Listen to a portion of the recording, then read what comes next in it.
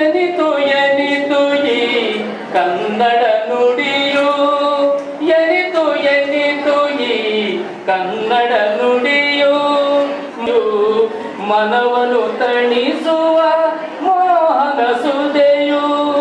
ಎನಿತು ಎನಿತು ಈ ಕನ್ನಡ ನುಡಿಯು, ಗಾನವ ಬೆರೆಯಿಸಿ ವೀಣೆಯ ಧನಿಯೊಳು, ಗಾನವ ಬೆರೆಯಿಸಿ ವೀಣೆಯ ಧನಿಯೊಳು, ವಾಣಿಯ ನೇವುರ ನುಡಿಸುತ್ತೆ ಕುಣಿ. ರಂಗನ ಮುರಳಿಯ ಇಂಗನ ಸರದಲ್ಲಿ, ಎಂಗಳೆಯರು ಹೆಳದಿಂಗಳಿ ನೀರುಳಲಿ, ಸಂಗೀತವನರೆ ದಂಗವಿದೇನು, ಸಂಗೀತವನರೆ ದಂಗವಿದೇನು. ಎನಿತು ಎನಿತು ಈ ಕನ್ನಡ ನುಡಿಯು, ಎನಿತು ಎನಿತು ಈ ಕನ್ನಡ ನುಡಿಯು, ಮನವನ್ನು ತಣಿಸುವ ಮೋಹನ ಸುದೆಯು, ಮನವನ್ನು ತಣಿಸುವ ಮೋಹನ ಸುದೆಯು. ಎನಿತು ಎನಿತು ಈ ಕನ್ನಡ ನುಡಿಯು, ಗಿಳಿಗಳು ಉಲಿಯುವ ಮೆಲು ಮಾತುಗಳು, ಗಿಳಿಗಳು ಉಲಿಯುವ ಮೆಲು ಮಾತುಗಳು, ಕಳಕಂಠಗಳ ಚೆಲುವಿನ ಭುಗಿಲೋ, ಕಳಕಂಠಗಳ ಚೆಲುವಿನ ಭುಗಿಲೋ, ಗಿಳಿಗಳು ಉಲಿಯುವ ಮೆಲು ಮಾತುಗಳು, ಕಳಕಂಠಗಳ ಚೆಲುವಿನ ಭುಗಿಲೋ, ಅಳಿಗಳ ಬಳಗದ ಬೆಳಕಿನ ಹುಲಿಯೋ, ಅಳಿಗಳ ಬಳಗದ ಬೆಳಕಿನ ಹುಲಿಯೋ. ಎನಿತು ಎನಿತು ಈ ಕನ್ನಡ ನುಡಿಯು, ಎನಿತು ಎನಿತು ಈ ಕನ್ನಡ ನುಡಿಯು, ಎನಿತು ಎನಿತು ಈ ಕನ್ನಡ ನುಡಿಯು, ಎನಿತು ಎನಿತು ಈ ಕನ್ನಡ ನುಡಿಯು, ಮನವನ್ನು ತಣಿಸುವ ಮೋಹನ ಸುದೆಯು, ಮನವನ್ನು ತಣಿಸುವ ಮೋಹನ ಸುದೆಯು. ಎನಿತು ಎನಿತು ಎನಿತು ಎನಿತು ಎನಿತು ಎನಿತು ಈ ಕನ್ನಡ ನುಡಿಯು.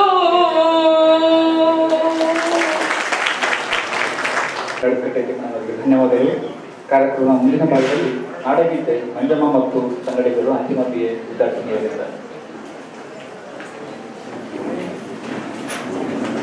तनुजाते जय हे कर्नाटक माते, जय भारत जननीय तनुजाते, जय हे कर्नाटक माते, जय सुंदर नदी वनಗಳ ನಾಡೆ, जय हे रस ಋಷಿಗಳ ಬೀಡೆ, जय भारत जननीय तनुजाते, जय हे कर्नाटक माते, भूदेविಯ ಮಕುಟದ ನವಮಣಿಯೇ, ಗಂಧದ ಚಂದ್ರದ ಹೊನ್ನಿನ ಗಣ್ಣಿಯೇ, ರಾಘವ ಮಧುಸೂದನನ ಅವತರಿಸಿದ ಭಾರತ ಜನನಿಯ ತನುಜಾತೆ, जय भारत जननीय तनुजाते, जय हे कर्नाटक माते, ಜನನಿಯ ಜೋಗುಳ ವೇದದ ಘೋಷ, ಜನನಿಗೆ ಜೀವವು ನಿನ್ನಾವೇಶ,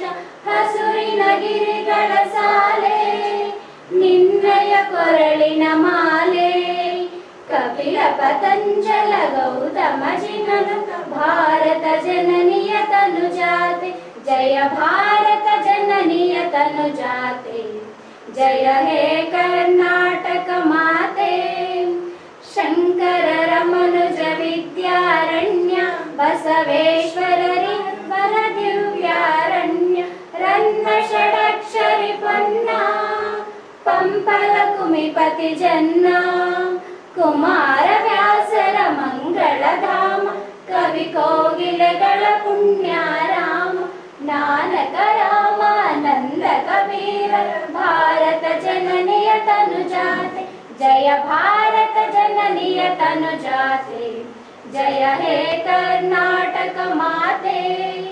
ತೈಲವ ಹೊಯ್ಸಳರಾಳಿದ ನಾಡೆ, ಡಂಕಣ ಜಕಣರ ನೆಚ್ಚಿನ ಬೀಡೆ. ಕೃಷ್ಣ ಶರಾವತಿ ತುಂಗ, ಕಾವೇರಿಯವರ ರಂಗ. ಚೈತನ್ಯ ಪರಮಹಂಸ ವಿವೇಕ, ಭಾರತ ಜನನಿಯ ತನುಜಾತೆ. ಜಯ ಭಾರತ ಜನನಿಯ ತನುಜಾತೆ, ಜಯ ಹೇ ಕರ್ನಾಟಕ ಮಾತೆ. ಸರ್ವ ಜನಾಂಗದ ಶಾಂತಿಯ ತೋಟ, ರಸಿಕರ ಕಂಗಳ ಸೆಳೆಯುವ ನೋಟ. ಹಿಂದೂ ಕ್ರೈಸ್ತ ಮುಸಲ್ಮಾನ, ಪಾರಸೀಕ ಜೈನರ ಧ್ಯಾನ. ಜನಕನ ಹೋಲುವ ದೊರೆಗಳ ಧಾಮ, ಗಾಯಕ ವೈಣಿಕರ ರಾಮ. ಕನ್ನಡ ನುಡಿ ಕುಣಿದಾಡುವ ಗೇಹ, ಕನ್ನಡ ತಾಯಿಯ ಮಕ್ಕಳ ದೇಹ. ಜಯ ಭಾರತ ಜನನಿಯ ತನುಜಾತೆ, ಜಯ ಹೇ ಕರ್ನಾಟಕ ಮಾತೆ. ಜಯ ಸುಂದರ ನದಿ ವನಗಳ ನಾಡೆ, ಜಯ ಹೇ ರಸ ಋಷಿಗಳ ಬೀಡೆ. ಜಯ ಭಾರತ ಜನನಿಯ ತನುಜಾತೆ, ಜಯ ಹೇ ಕರ್ನಾಟಕ ಮಾತೆ.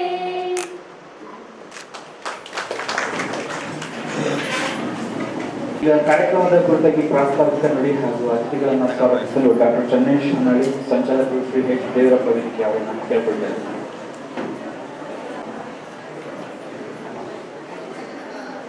ಸಭೆಗೆ ನಮಸ್ಕಾರ. ಶ್ರೀ ಎಚ್ ದೇವರಪ್ಪ ಸಾಹಿತ್ಯ ಸಾಂಸ್ಕೃತಿಕ ವೇದಿಕೆ ನಮ್ಮ ಕಾಲೇಜಿನಲ್ಲಿದೆಯಲ್ಲ, ದೇವರಪ್ಪನವರು ಈ ಸೀಮೆಯವರು, ಮತ್ತು ಇದನ್ನು ಅವರು ಬೆಳವಲ ನಾಡು ಅಂತ ಹೇಳಿ ಕರೆದ್ದಾರೆ. ಬೆಳವಲದ ಮಡಿಲಲ್ಲಿ ಅಂತಾರೆ ಒಂದು ಕಾದಂಬರಿ ಕೂಡ ಓದಿದೆ. ಯೋಗ ಯೋಗ ಅಂದರೆ ಬೆಳವಲ ನಾಡಿನ ದೇವರಪ್ಪ ವೇದಿಕೆ ಹೆಸರಿಟ್ಟುಕೊಂಡಿರ್ತಕ್ಕಂಥ ಈ ವೇದಿಕೆ ಮತ್ತೊಬ್ಬ ಬೆಳವಲ ನಾಡಿನ ನವೋದಯ ಬಹಳ ದೊಡ್ಡ ಬರಹಗಾರ ಡಾಕ್ಟರ್ ಬೆಟಗೇರಿ ಕೃಷ್ಣ ಶರ್ಮಾ ಅವರ ಕಾವ್ಯನಾಮ ಆನಂದ ಕಂದ. ಅವರು ಬೆಳವಲ ನಾಡಿನ ಬೆಳಗಾವಿಯ ಗೋಕಾಕ್ ಜಿಲ್ಲೆಯ ಬೆಟಗೇರಿಯವರು. ಅವರ ಬಗ್ಗೆ ಕುರಿತು ಒಂದು ರಾಜ್ಯ ಮಟ್ಟದ ವಿಚಾರ ಸಂಕಿರಣವನ್ನು ಇವತ್ತು ಏರ್ಪಡಿಸಿರುವಂಥದ್ದು ತುಂಬ ಸಂತೋಷದ ವಿಚಾರ ಅಂತ ಹೇಳಿ. ಬಹುಶಃ ಇನ್ನೊಂದು ವಾರಕ್ಕೆ 19/4/15ಕ್ಕೆ 115 ವರ್ಷಗಳು, 14ಕ್ಕೆ 16 115 ವರ್ಷಗಳು ಅವರಿಗೆ ತುಂಬುತ್ತೆ. ಈ ಸಂದರ್ಭದಲ್ಲಿ ಅವರ ಕಥನ ವ್ಯಕ್ತಿತ್ವವನ್ನು ಕುರಿತು, ಕಾವ್ಯದ ವ್ಯಕ್ತಿತ್ವವನ್ನು ಕುರಿತು ಇವತ್ತು ವಿಚಾರ ಸಂಕಿರಣ ನಡೀತಾ ಇರುವಂಥದ್ದು ನಮಗಂತೂ ಬಹಳ ವಿಶೇಷದ ಸಂಗತಿ ಅದು. ಕವಿಗಳು, ಕಥೆಗಾರ, ಕಾದಂಬರಿಕಾರ, ಸಂಸ್ಕೃತಿ ಚಿಂತಕ, ಸಂಪಾದಕರು, ಪತ್ರಿಕೆ ಆರಂಭ ಮಾಡಿದವರು, ಪ್ರಕಾಶನ ಮಾಲೆ ಆರಂಭ ಮಾಡಿದವರು, ಹೀಗೆ ಸಾಹಿತ್ಯದ ಅನೇಕ ಕ್ಷೇತ್ರಗಳಲ್ಲಿ ಕೆಲಸ ಮಾಡಿದ ಬಹಳ ದೊಡ್ಡ ನವೋದಯದ ದೈತ್ಯ ಪ್ರತಿಭೆ ಆನಂದ ಕಂದರು. ಅವರ ಹೆಸರನ್ನ ಇಟ್ಟುಕೊಂಡು ಡಾಕ್ಟರ್ ಬೆಟಗೇರಿ ಕೃಷ್ಣ ಶರ್ಮರ ಸ್ಮಾರಕ ಪ್ರತಿಷ್ಠಾನ ಎನ್ನುವಂಥದ್ದನ್ನು ರಾಘವೇಂದ್ರ ಪಾಟೀಲ್ ಅವರು ಬೆಳಗಾವಿಯಲ್ಲಿ ಮಾಡಿಕೊಂಡು ಕರ್ನಾಟಕದಾದ್ಯಂತ ಅವರ ವಿಚಾರಗಳನ್ನು, ಸಾಹಿತ್ಯವನ್ನು, ಕಾವ್ಯವನ್ನು ಪ್ರಚಾರ ಮಾಡ್ತಾ ಇರುವ ಹಿನ್ನೆಲೆಯಲ್ಲಿ ಇವತ್ತು ನಮ್ಮ ಕಾಲೇಜಿಗೆ ಆ ದಿಸೆ ಒದಗಿ ಬಂದಿರುವಂಥದ್ದು ಅಂತ ಹೇಳಿ.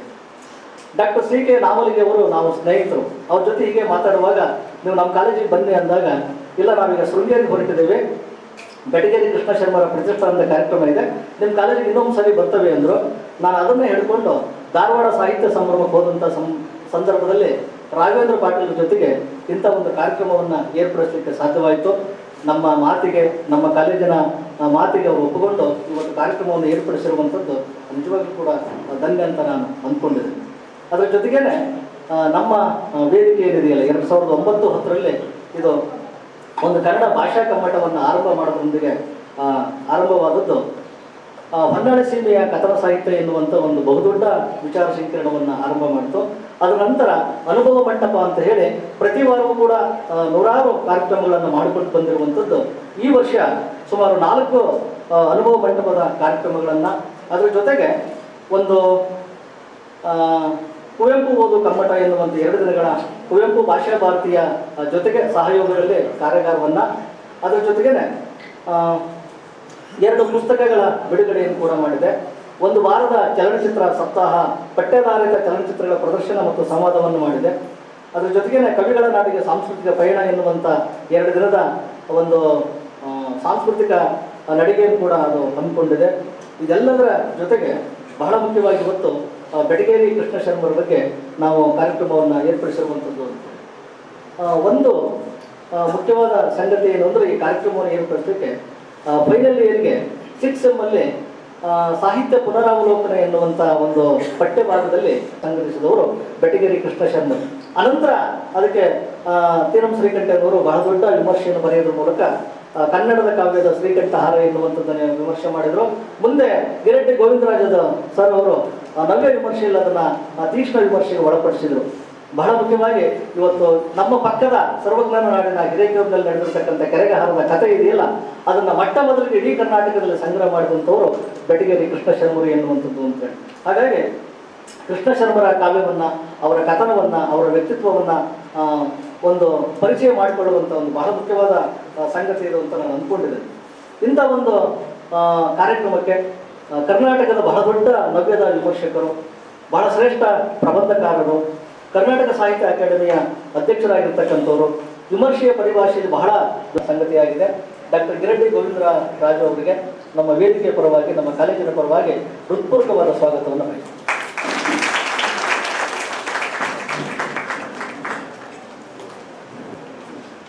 ಬಹುಶಃ ಕನ್ನಡ ಸಾಹಿತ್ಯವನ್ನು ಗಂಭೀರವಾಗಿ ಓದುವಂಥವರಿಗೆ ಅವರ ಹೆಸರು ಗೊತ್ತಿರ್ತದೆ.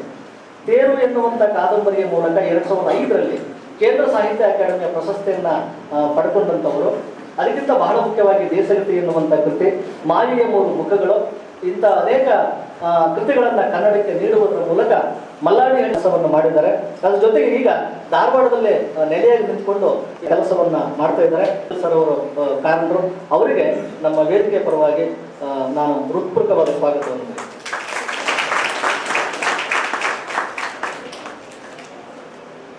ಹಾಗೆಯೇ ಇನ್ನು 2 ಮಹನೀಯರು. ಒಬ್ಬರು ಪ್ರೊಫೆಸರ್ ಮಲ್ಲಿಕಾರ್ಜುನ್ ಅವರು.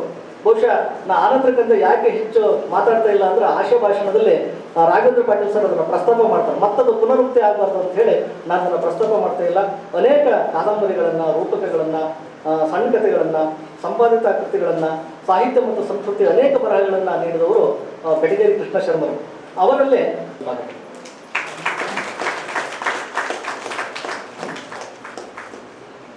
ಹಾಗೆಯೇ ಡಾಕ್ಟರ್ ವೆಂಕಟಗಿರಿ ದಳವಾಯಿ ಅಂತ ಹೇಳಿ ಅವರು ಬೆಟಗೇರಿ ಕೃಷ್ಣ ಕನ್ನಡ ಅಧ್ಯಯನ ಪೀಠದ ಅಧ್ಯಾಪಕರಾಗಿದ್ದಾರೆ. ಅವರು ಇವತ್ತು ನಮ್ಮ ಜೊತೆಗೆ ಇದ್ದಾರೆ. ಜೊತೆಗೆ ನಮ್ಮ ಎಲ್ಲ ವೇದಿಕೆ ಕಾರ್ಯಕ್ರಮಗಳಿಗೆ, ಕಾಲೇಜಿನ ಎಲ್ಲ ಕಾರ್ಯಕ್ರಮಗಳಿಗೆ ಅಂತ ಪ್ರಾಚಾರ್ಯರಾದ ಶ್ರೀ ಕೆ ಜಿ ಉಮಾಪತಿ ಅವರು ಈ ಸಮಾರಂಭದ ಅಧ್ಯಕ್ಷತೆಯನ್ನು ವಹಿಸಿಕೊಂಡಿದ್ದಾರೆ. ಅವರಿಗೆ ವೇದಿಕೆ ಪರವಾಗಿ ಸ್ವಾಗತವನ್ನು. ಕಾರ್ಯಕ್ರಮಗಳಿಗೆ ನಾಗರಿಕರು, ಹೊನ್ನಾಳಿಯ ಸಮುದಾಯದ ಹಿರಿಯರು, ವಿವೇಚನೆ ಇರ್ತಕ್ಕಂಥವ್ರು, ನಾವೊಂದು ಕಾರ್ಡ್ ಕಳಿಸಿದ್ರೆ ಫೋನ್ ಮಾಡಿದ್ರೆ ಸಾಕು ಬರ್ತಾ ಇದ್ದಾರೆ.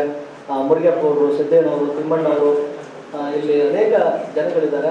ಅವರೆಲ್ಲರೂ ಕೂಡ ಕಾರ್ಯಕ್ರಮಕ್ಕೆ ಬಂದಿದ್ದಾರೆ. ಅವರಿಗೆ ಹಾಗೆಯೇ BEd ಕಾಲೇಜಿನ ಅನೇಕ ವಿದ್ಯಾರ್ಥಿಗಳು, ಮಠದ SMS ಕಾಲೇಜಲ್ಲಿ ಅವರು ಓದ್ತಾ ಇರೋದ್ರೂ ಕೂಡ ಅವರು ನಮ್ಮ ಕಾಲೇಜಿನಲ್ಲೇ ಹೋದಂಥವರು. ಹಾಗಾಗಿ ಒಂದು ಮಾತು ಹೇಳಿದ ತಕ್ಷಣ ಜಯಪ್ಪ ಪ್ರಿನ್ಸಿಪಾಲ್ರು ಅವ್ರನ್ನೆಲ್ಲರೂ ಕೂಡ ಕಳಿಸ್ಕೊಟ್ಟಿದ್ದಾರೆ ಈ ಕಾರ್ಯಕ್ರಮಕ್ಕೆ.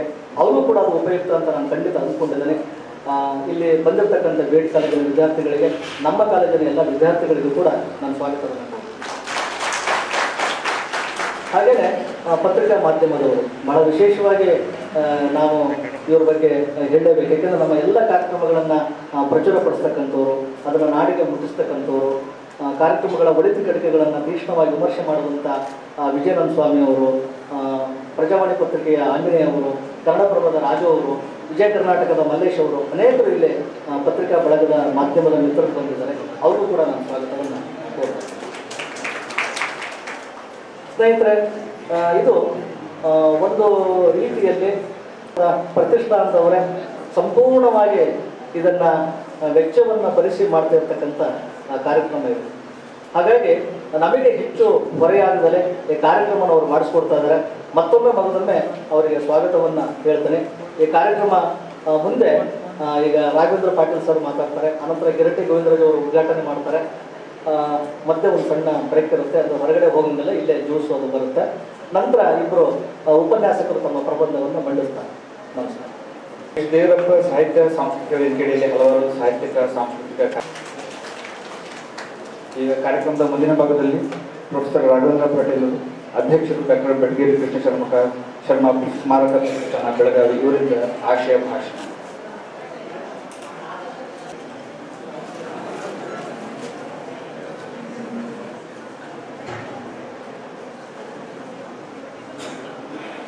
ಈ ಸಮಾರಂಭದ ಅಧ್ಯಕ್ಷತೆ ವಹಿಸಿರುವಂತಹ ಈ ಕಾಲೇಜಿನ ಪ್ರಾಚಾರ್ಯರಾಗಿರುವಂತಹ ಶ್ರೀಯುತ ಕೆ ಜಿ ಉಮಾಪತಿ ಅವರೇ, ಈ ಕಾರ್ಯಕ್ರಮವನ್ನು ಉದ್ಘಾಟಿಸಲಿರುವಂತಹ ಕನ್ನಡದ ಪ್ರಮುಖ ವಿಮರ್ಶಕರು, ನನ್ನ ಹಿರಿಯ ಮಿತ್ರರು ಆಗಿರುವಂತಹ ಡಾಕ್ಟರ್ ಕಿರಣ್ ಮೋಹನ್ರಾಜ್ ಅವರೇ, ಈ ಕಾರ್ಯಕ್ರಮದಲ್ಲಿ ಆನಂದಕಂದರ ಅದರ ಬೆಟಗೇರಿ ಕೃಷ್ಣ ಶರ್ಮರ ಕಥನ ವ್ಯಕ್ತಿತ್ವವನ್ನು ಪರಿಚಯಿಸಲಿರುವಂತಹ ಮಿತ್ರರು, ಕನ್ನಡದ ಪ್ರಮುಖ ಕಥೆಗಾರರು ಆಗಿರುವಂತಹ ಪ್ರೊಫೆಸರ್ ಮಲ್ಲಿಕಾರ್ಜುನ್ ಹಿರೇಮಠ ಅವರೇ, ಕನ್ನಡದ ಬೆಳೀತಾ ಇರುವಂತಹ ವಿಮರ್ಶನ ಪ್ರತಿಭೆಯಾಗಿರುವಂತಹ ಗೆಳೆಯ ವೆಂಕಟಗಿರಿ ತಳವಾಯಿ ಅವರೇ, ಮಿತ್ರರಾದ ಡಾಕ್ಟರ್ ಚೆನ್ನೇಶ್ ಅವರೇ, ಈ ಕಾಲೇಜಿನ ಎಲ್ಲ ಅಧ್ಯಾಪಕೇತರ ಮಿತ್ರರೇ, ಈ ಊರಿನ ಗಣ್ಯ ನಾಗರಿಕರೇ, ಪತ್ರಕರ್ತ ಮಿತ್ರರೇ, ವಿದ್ಯಾರ್ಥಿನಿಯರೇ,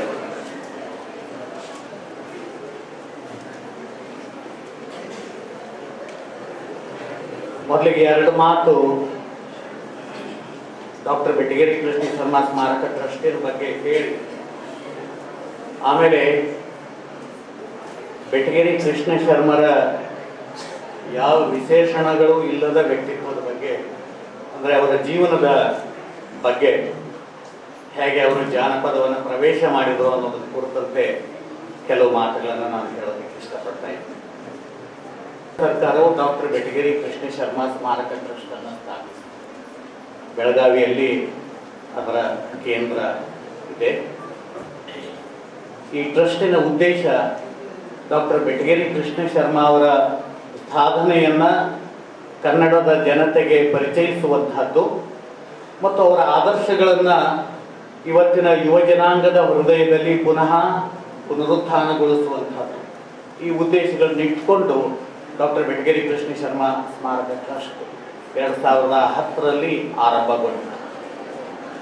ಅದು ಡಾಕ್ಟರ್ ಬೆಟಗೇರಿ ಕೃಷ್ಣ ಶರ್ಮಾ ಅವರ ಎಲ್ಲ ಕೃತಿಗಳನ್ನು ಪುನರ್ಮುದ್ರಿಸುವ ಕಾರ್ಯವನ್ನು ಹಮ್ಮಿಕೊಂಡಿದೆ ಮತ್ತು ಕಾಲೇಜು ವಿದ್ಯಾರ್ಥಿಗಳಿಗೆ ನೇರವಾಗಿ ತಲುಪುವಂತಹ ಅನೇಕ ಕಾರ್ಯಕ್ರಮಗಳನ್ನು ಹಮ್ಮಿಕೊಳ್ಳುವಂಥ ಈ ಥರದ ಶಿಬಿರಗಳನ್ನು, ಈ ಥರ ಕಾರ್ಯಕ್ರಮಗಳನ್ನು ಹಮ್ಮಿಕೊಳ್ಳುವಂಥದ್ದನ್ನು ನಾವು ಮಾಡ್ತಾ ಇದ್ದೀವಿ. ಆ ಮೂಲಕ ಡಾಕ್ಟರ್ ಬೆಟಗೇರಿ ಕೃಷ್ಣ ಶರ್ಮರ ಸಾಹಿತ್ಯವನ್ನು ನಾಡಿನ ಎಲ್ಲರಿಗೂ ಸಹಿತ ಪುನಃ ತಲುಪಿಸುವಂತಹ ಒಂದು ಕೆಲಸವನ್ನು ನಾವು ಮಾಡ್ತಾ ಇದ್ದೀವಿ. ನಾವು ಸ್ಥಾವರಕ್ಕೆ ಕಟ್ಟಡ ಕಟ್ಟದೇನೆ ನಾವೇನು ಮಾಡ್ತಾ ಅನಿಕೇತನರಾಗಿ ಈ ನಾಡಿನಾದ್ಯಂತ ಹೋಗಿ ಜನರಿಗೆ ನೇರವಾಗಿ ಆ ಕವಿಯನ್ನು ಪರಿಚಯಿಸುವಂಥ ಕೆಲಸವನ್ನು ಮಾಡೋದು ಹೆಚ್ಚು ಮುಖ್ಯ ಅಂತೇಳಿ ಆ ರೀತಿಯ ಚಟುವಟಿಕೆಯನ್ನು ನಾವು ಏರ್ಪಡಿಸ್ತಾ ಇದ್ದೀವಿ. ಇನ್ನು ಡಾಕ್ಟರ್ ಬೆಟಗೇರಿ ಕೃಷ್ಣ ಶರ್ಮಾ ಅವರ ವ್ಯಕ್ತಿತ್ವ ಯಾವ ವಿಶೇಷಣ ಅಂದರೆ, ಕಥನ ವ್ಯಕ್ತಿತ್ವ ಕುರಿತು ಮಲ್ಲಿಕಾರ್ಜುನ ಹಿರೇಮಠ ಅವರು ಮಾತಾಡ್ತಾ ಇದ್ದಾರೆ, ಕಾವ್ಯ ವ್ಯಕ್ತಿತ್ವ ಕುರಿತು ವೆಂಕಟಗಿರಿ ತಳವಾಯಿ ಅವರು ಮಾತಾಡ್ತಾ ಇದ್ದಾರೆ. ಸೊ ಆ ಕಾವ್ಯ ಕಥನ ಇತ್ಯಾದಿ ಯಾವುದನ್ನು ಬಿಡದೇನೆ ಅವರು ಜೀವನದಲ್ಲಿ ಹೇಗೆ ಜೀವನವನ್ನು ಎದುರಿಸಿದ್ರು ಅನ್ನುವಂತಹ ಕೆಲವು ಮಾತುಗಳನ್ನು ನಾನು ನಿಮ್ಮ ಮುಂದೆ ಇಡೋದಕ್ಕೆ ಅಪೇಕ್ಷಿಸ್ತೀನಿ. ಯಾಕೆ ಅಂತಂದ್ರೆ, ಮುಖ್ಯವಾಗಿ ಬೆಟಗೇರಿ ಕೃಷ್ಣ ಶರ್ಮಾ ಅವರು ಹಾದು ಬಂದಂತಹ ಕಷ್ಟ ಕೂರಿಗೆ, ಅಂದ್ರೆ ಒಂದು ಕೂರಿಗೆ ಅಂದ್ರೆ 4 ಎಕರೆ ಜಮೀನು, 800 ಎಕರೆ ಜಮೀನು ಇತ್ತು. ಆದರೆ ಅದು ಎಲ್ಲ ರೈತರ ಕಡೆ ಹೋಗಿತ್ತು. ಅವರಿಗೆ ಆದಾಯ ಬಹಳ ಕಡಿಮೆ, ಬಹುಶಃ ಅವರ ಹೊಟ್ಟೆ ಬಟ್ಟೆಗೆ ಸಾಕಾಗುವಷ್ಟು ಮಾತ್ರ ಅವರಿಗೆ ಆದಾಯ ಲಭ್ಯ ಆಗ್ತಾ ಇತ್ತು. ಅವ್ರ ಮನೆತನಕ್ಕೆ ದೊಡ್ಡ ಕುಟುಂಬ, ಸುಮಾರು ಒಂದು 25-26 ಜನ ಇರುವಂತಹ ಒಂದು ದೊಡ್ಡ ಕೂಡು ಕುಟುಂಬ, ಚಿಕ್ಕ ಆದಾಯ, ಇದರಲ್ಲಿ ಅವರು ಬದುಕುವಂತಹದ್ದು. ಅವರಿಗೆ ಓದುವ ಸೌಲಭ್ಯನೇ ಲಭ್ಯ ಆಗಲಿ, ಒಂದು ಫಾರ್ಮಲ್ ಎಜುಕೇಶನ್ ಸಾಧ್ಯವಾಗದಂತಹ ಒಂದು ಬಡತನದ ಸ್ಥಿತಿ ಅವರು ಎದುರಿಸಬೇಕಾಯಿತು. ಅವರ ಊರಿನಲ್ಲಿ ಇದ್ದಂಥ ಶಾಲೆ ಆವಾಗ ಅವರು 1900ರಲ್ಲಿ ಹುಟ್ಟಿದವರು. ಅವ್ರ ಊರಿನಲ್ಲಿ ಆವಾಗ 4ನೇ ತರಗತಿಯವರೆಗೆ ಶಾಲೆ ಇತ್ತಂತೆ. 4ನೇ ತರಗತಿಯವರೆಗೆ ಅವರು ಶಾಲೆಯನ್ನು ಓದಿ ಆಮೇಲೆ ಮುಂದೆ ಬೇರೆ ಕಡೆಗೆ ಹೋಗೋದಕ್ಕೆ ಸಾಧ್ಯವಾಗದೇನೆ ಮನೆಯಲ್ಲೇ ಉಳಿದು ಪತ್ರಾವಳಿ ಹಚ್ಚುವಂಥದ್ದು, ಎಲೆ ಹಚ್ಚುವಂಥದ್ದು ಮತ್ತು ಮನೆಯ ದನಗಳನ್ನು ಕಾಯ್ಕೊಂಡು ಒಂದು 2-3 ವರ್ಷಗಳ ಕಾಲ ಮನೆಯಲ್ಲೇ ಉಳ್ಕೊಂಡ್ರು. ಮುಂದೆ ಪಕ್ಕದ ಊರಿನ ಒಬ್ಬ ಶ್ರೀಮಂತನ ಮಗ 4ನೇ ತರಗತಿ ಪಾಸ್ ಆದ ಮೇಲೆ ಅವನ ಮಗನಿಗಾಗಿ ಅಲ್ಲಿ 5ನೇ ತರಗತಿ ಆರಂಭ ಆಯಿತು. ಆವಾಗ ಇವರು ಸಹಿತ 5ನೇ ತರಗತಿ ಓದ್ಕೊಂಡು ಸೇರ್ಕೊಂಡ್ರೆ ಮುಂದೆ ದೈಹಿಕವಾಗಿ ಅನೇಕ ಕಷ್ಟ ಕೋಟಲಿಗಳು. ಅವರು ವಿಷಮ ಶೀತ ಜ್ವರದಿಂದ 30 ದಿನಗಳ ಕಾಲ ಬದುಕಿ ಉಳಿದುದೇ. ಆಮೇಲೆ ಪ್ಲೇಗ್ ರೋಗ ಬಂತು. ಪ್ಲೇಗ್ ರೋಗದಿಂದ ಅವರ ಬಲಗೈ ಮತ್ತು ಬಲಗಾಲು ಅವರು ಸಾಯುವ ತನಕ ಅವು ನಡುಗ್ತಾನೆ ಇತ್ತು. ಹೆಚ್ಚಿನ ಓದು ಸಾಧ್ಯ ಆಗಲಿಲ್ಲ. 7ನೇ ತರಗತಿಯವರೆಗೆ 1920-22 ತನಕದ ಒಂದು ಕಲ್ಚರಲ್ ಹಿಸ್ಟ್ರಿ ಆಗಬಹುದು, ಉತ್ತರ ಕರ್ನಾಟಕದ ಕಲ್ಚರಲ್ ಹಿಸ್ಟ್ರಿ ಆಗಬಹುದಾದಂತಹ ಒಂದು ದಾಖಲೆ ಈ ನನ್ನ ನೆನಪುಗಳು. ಈ ನನ್ನ ನೆನಪುಗಳಲ್ಲಿ ಅವರು ಬರ್ಕೋತಾರೆ. ಅವ್ರು 6ನೇ ವರ್ಷದವರು ಇದ್ದಾಗೆ ನಮ್ಮ ಭಾಗದಲ್ಲಿ ಒಂದು ದೊಡ್ಡ ಬರಗಾಲ ಬಂತು. ಆ ಬರಗಾಲಕ್ಕೆ ನಾವು ಆ ಕಡೆ ಜನ ಡೌಗಿ ಬರಗಾಲ ಅಂತ ಹೇಳಿ, ಅಂದರೆ ಹೊಟ್ಟೆಗೆ ಊಟ ಇದನ್ನು ನಾವು ಕಾಣ್ತೀವಿ. ಅವರು ಒಂದು ಕಡೆ ಹೇಳ್ತಾರೆ, ಅಲ್ಲಿ ಒಬ್ಬ ಮಲ್ಲವ್ವ ಅಂತ ಇದ್ಲಂತೆ. ಆ ಮಲ್ಲವ್ವನ ಮಾತಿನ ಚಮತ್ಕಾರ ಬಹಳ ವಿಶಿಷ್ಟವಾದದ್ದು. ಆಕೆ ಮಾತಿನ ಮೊದಲೊಂದು ಗಾದೆ ಮಾತನ್ನು ಹೇಳ್ತಿದ್ಲಂತೆ, ವಿಚಿತ್ರವಾದಂಥ ಗಾದೆ ಮಾತು. ಮಾತಿನ ಕೊನೆಗೊಂದು. ಆದ್ದರಿಂದ ಆಕೆಗೆ ಶಾಸ್ತ್ರದ ಮಲ್ಲವ್ವ ಅಂತ. ಆಕೆ ಜೊತೆಗೆ ಮಾತಾಡೋದಂದ್ರೆ ನನಗೆ ಬಹಳ ಪ್ರೀತಿ. ಏನಾದರೂ ನೇವ ತಕ್ಕೊಂಡು ಆಕೆ ಜೊತೆಗೆ ನಾನು ಮಾತಾಡೋದಕ್ಕೆ ಕೂತ್ಕೊಂಡಿದ್ದೆ. ಗಂಟೆಗಟ್ಟಲೆ ಆಕೆ ಜೊತೆಗೆ ಮಾತಾಡ್ತಿದ್ದೆ. ಇನ್ನೊಬ್ಬ ಆಕೆ ಕುರುಬರ ಕೆಂಚವ್ವ ಅಂತ. ಆಕೆ ಮಾತುಗಾರಿಕೆ ಅಂತಂದ್ರೆ ಬಹಳ ಅದ್ಭುತವಾಗಿರುವಂತಹ ಮಾತುಗಾರಿಕೆ. ಬೆಟಗೇರಿ ಕೃಷ್ಣ ಶರ್ಮ ಅವರು ಹೇಳ್ತಾರೆ, ನಾವು ಒಂದು ಶಾಲೆಗೆ ಹೋದ ತಕ್ಷಣ ನಮ್ಮ ಭಾಷೆಯಲ್ಲಿ ನಾವು ಮಾತಾಡುವಂತಹ ಮಾತಿನಲ್ಲಿ ಅನೇಕ ಭಾಷೆಗಳ ಛಾಯೆ ಕಾಣಿಸ್ಕೊಳ್ಳುತ್ತದೆ. ನಾವು ಸ್ವಲ್ಪ ಇಂಗ್ಲೀಷ್ ಓದ್ದವರು ಇಂಗ್ಲೀಷ್ನ ಸಿಂಟ್ಯಾಕ್ಸ್ ಅದರ ಮೇಲೆ ಪರಿಣಾಮ ಬೀರಿರುತ್ತೆ. ಅಥವಾ ಬೇರೆ ಭಾಷೆಗಳ, ಈಗ ಆಂಧ್ರ ಪ್ರದೇಶದ ಸಮೀಪ ಇದ್ದವರು ತೆಲುಗು ಭಾಷೆಯ ಛಾಯೆ ಅದರ ಮೇಲೆ ಬಿದ್ದಿರುತ್ತೆ. ಈ ಥರದ ಬೇರೆ ಭಾಷೆಗಳ ಛಾಯೆ ನಮ್ಮ ಮಾತಿನಲ್ಲಿ ಕಾಣುತ್ತೆ. ಆದರೆ ಜನಪದರ ಭಾಷೆ ಏನಿದೆ ಅದು ಮೂಲಜ್ಞತೆಯನ್ನ ಮತ್ತು ಅದು ಒಂದು ಸೈಂಟಿಫಿಕ್ ಆಗಿರುವಂಥದ್ದು. ಇವತ್ತಿಗೂ ಕೂಡ ಅವರನ್ನು ರೆಫರ್ ಮಾಡಬೇಕು ಅನ್ನುವಂತಹ ರೀತಿಯ ಒಂದು ತಜ್ಞತೆಯನ್ನು ಅವರು ಹೇಗೆ ಪಡೆದರು ಅಂತ ಹೇಳಿ ನನಗೆ ಆಶ್ಚರ್ಯ ಆಗುತ್ತೆ. ಅನೇಕ ಸಂಗತಿಗಳ ಬಗ್ಗೆ, ಗ್ರಂಥ ಸಂಪಾದನೆ ಬಗ್ಗೆ ಕೂಡ ಡಾಕ್ಟರ್ ಬೆಟಗೇರಿ ಕೃಷ್ಣ ಶರ್ಮಾ ಅವರು ಅಂಥದ್ದೇ ತಜ್ಞತೆಯನ್ನು ಪಡೆದರು. ಅದು ಈ ಗ್ರಂಥ ಸಂಪಾದನೆಯನ್ನ ಕುರಿತು ಅವರು ಯಾವ ವಿಶ್ವವಿದ್ಯಾಲಯದಲ್ಲಿ ಓದಲಿಲ್ಲ, ವಿಶೇಷವಾಗಿರುವಂತಹ ಅಧ್ಯಯನವನ್ನು ಅಧ್ಯಯನ ಮಾಡಲಿಲ್ಲ. ಆದರೂ ಸಹಿತ ಅಂದರೆ ಈ ಸಾಹಿತ್ಯವನ್ನ ಕುರಿತಂತ, ಅದು ಜನಪದ ಸಾಹಿತ್ಯವಾಗಲಿ, ಶಿಷ್ಟ ಸಾಹಿತ್ಯವಾಗಲಿ, ಯಾವುದೇ ಆಗಿರಲಿ, ಆ ಸಾಹಿತ್ಯವನ್ನ ಕುರಿತಂತಹ ಒಂದು ಕಾಮನ್ ಸೆನ್ಸ್ ಇದೆಯಲ್ಲ, ಅತ್ಯಂತ ತೀಕ್ಷ್ಣವಾಗಿರುವಂತಹ ಒಂದು ಕಾಮನ್ ಸೆನ್ಸ್ ಅನ್ನ ಅವರ ವ್ಯಕ್ತಿತ್ವ ರೂಢಿಸಿಕೊಳ್ತು ಅನ್ನುವಂಥದ್ದು. ಅದು ನಿಜವಾಗ್ಲೂ ಆಶ್ಚರ್ಯಕರವಾಗಿರುವಂತಹ ಒಂದು ಸಂಗತಿ. ಬಹಳ ಒಂಥ ಸ್ವಯಂಭೂವಾಗಿರುವಂತಹ ಒಂದು ವ್ಯಕ್ತಿತ್ವ. ಬೆಂಗಾಲಿಯನ್ನ ಕಲಿತು ಬೆಂಗಾಲಿಯ ಒಂದು ಕಾದಂಬರಿಯನ್ನ ಕನ್ನಡಕ್ಕೆ ಭಾಷಾಂತರಿಸಿದ್ದು. ಆಮೇಲೆ ಕನ್ನಡದಲ್ಲಿ ನವೋದಯದ ಸಂದರ್ಭದಲ್ಲಿ ಪಾಶ್ಚಾತ್ಯ ಪ್ರಭಾವದಿಂದ ಏನೇನೋ ಸಾಹಿತ್ಯಿಕ ಪ್ರಭೇದಗಳು ನಮ್ಮ ಸಂಸ್ಕೃತಿಯನ್ನ ಪ್ರವೇಶ ಮಾಡ್ತಿದ್ವಲ್ಲ, ಆ ಎಲ್ಲ ಪ್ರಭೇದಗಳಿಗೆ ಸಂಬಂಧಪಟ್ಟಂತೆ ಕನ್ನಡದಲ್ಲಿ ರಚನೆಯನ್ನ ಮಾಡಬೇಕು ಅನ್ನುವಂಥ ಒಂದು ಒಂದು ಪ್ರಚೋದನೆ, ಒಂದು ಪ್ರೇರಣೆ ಕನ್ನಡದ ಸಂಸ್ಕೃತಿಗೂ ಕೂಡ ಇತ್ತು. ಅದಕ್ಕೆ ಓಗೊಟ್ಟವರು ಡಾಕ್ಟರ್ ಬೆಟಗೇರಿ ಕೃಷ್ಣ ಶರ್ಮಾ ಅವರು ಕಾವ್ಯವನ್ನು ರಚಿಸಿದರು. 20ನೇ ಶತಮಾನದ ಆರಂಭದ ಸಂದರ್ಭದಲ್ಲಿ ಈ ಕಾವ್ಯ ಭಾಷೆಯನ್ನ ಹೊಸದಾಗಿ ಕಟ್ಟಿಕೊಳ್ಳುವಂತಹ ಒಂದು ಸಮಸ್ಯೆ ಇತ್ತು. ಗಿರಿಡಿಯವರು ಹೇಳ್ತಾರೆ ಅದನ್ನ ಕುರಿತಂತೆ ಮಂಗಳೂರಿನಲ್ಲಿ, ಮೈಸೂರಿನಲ್ಲಿ ಮತ್ತು ಧಾರವಾಡದಲ್ಲಿ ಮುಖ್ಯವಾದ ಪ್ರಯೋಗಗಳು ನಡೀತಾ ಇತ್ತು. ಕನ್ನಡದ ಕಾವ್ಯದ ಹೊಸ ಭಾಷೆ, ಹೊಸ ಶೈಲಿಯನ್ನು ಕಟ್ಟಿಕೊಳ್ಳುವಂಥದ್ದು. ಧಾರವಾಡ ಭಾಗದಲ್ಲಿ ಗೆಳೆಯರ ಗುಂಪಿನ ಸದಸ್ಯರಾಗಿ ಬೇಂದ್ರೆಯವರು, ಡಾಕ್ಟರ್ ಬೆಟಗೇರಿ ಕೃಷ್ಣ ಶರ್ಮಾ ಅವರು, ಮಧುರ ಚೆನ್ನ ಅವರು ಹೊಸಗನ್ನಡದ ಕಾವ್ಯದ ಭಾಷೆಯನ್ನು ಕಟ್ಟುವುದಕ್ಕೆ ಅತ್ಯಂತ ಕ್ರಿಯಾಶೀಲವಾಗಿ ಒಂದು ಸೃಜನಶೀಲವಾಗಿರುವಂತಹ ಒಂದು ಕಾಣಿಕೆಯನ್ನು ಕೊಟ್ಟಂಥವ್ರು.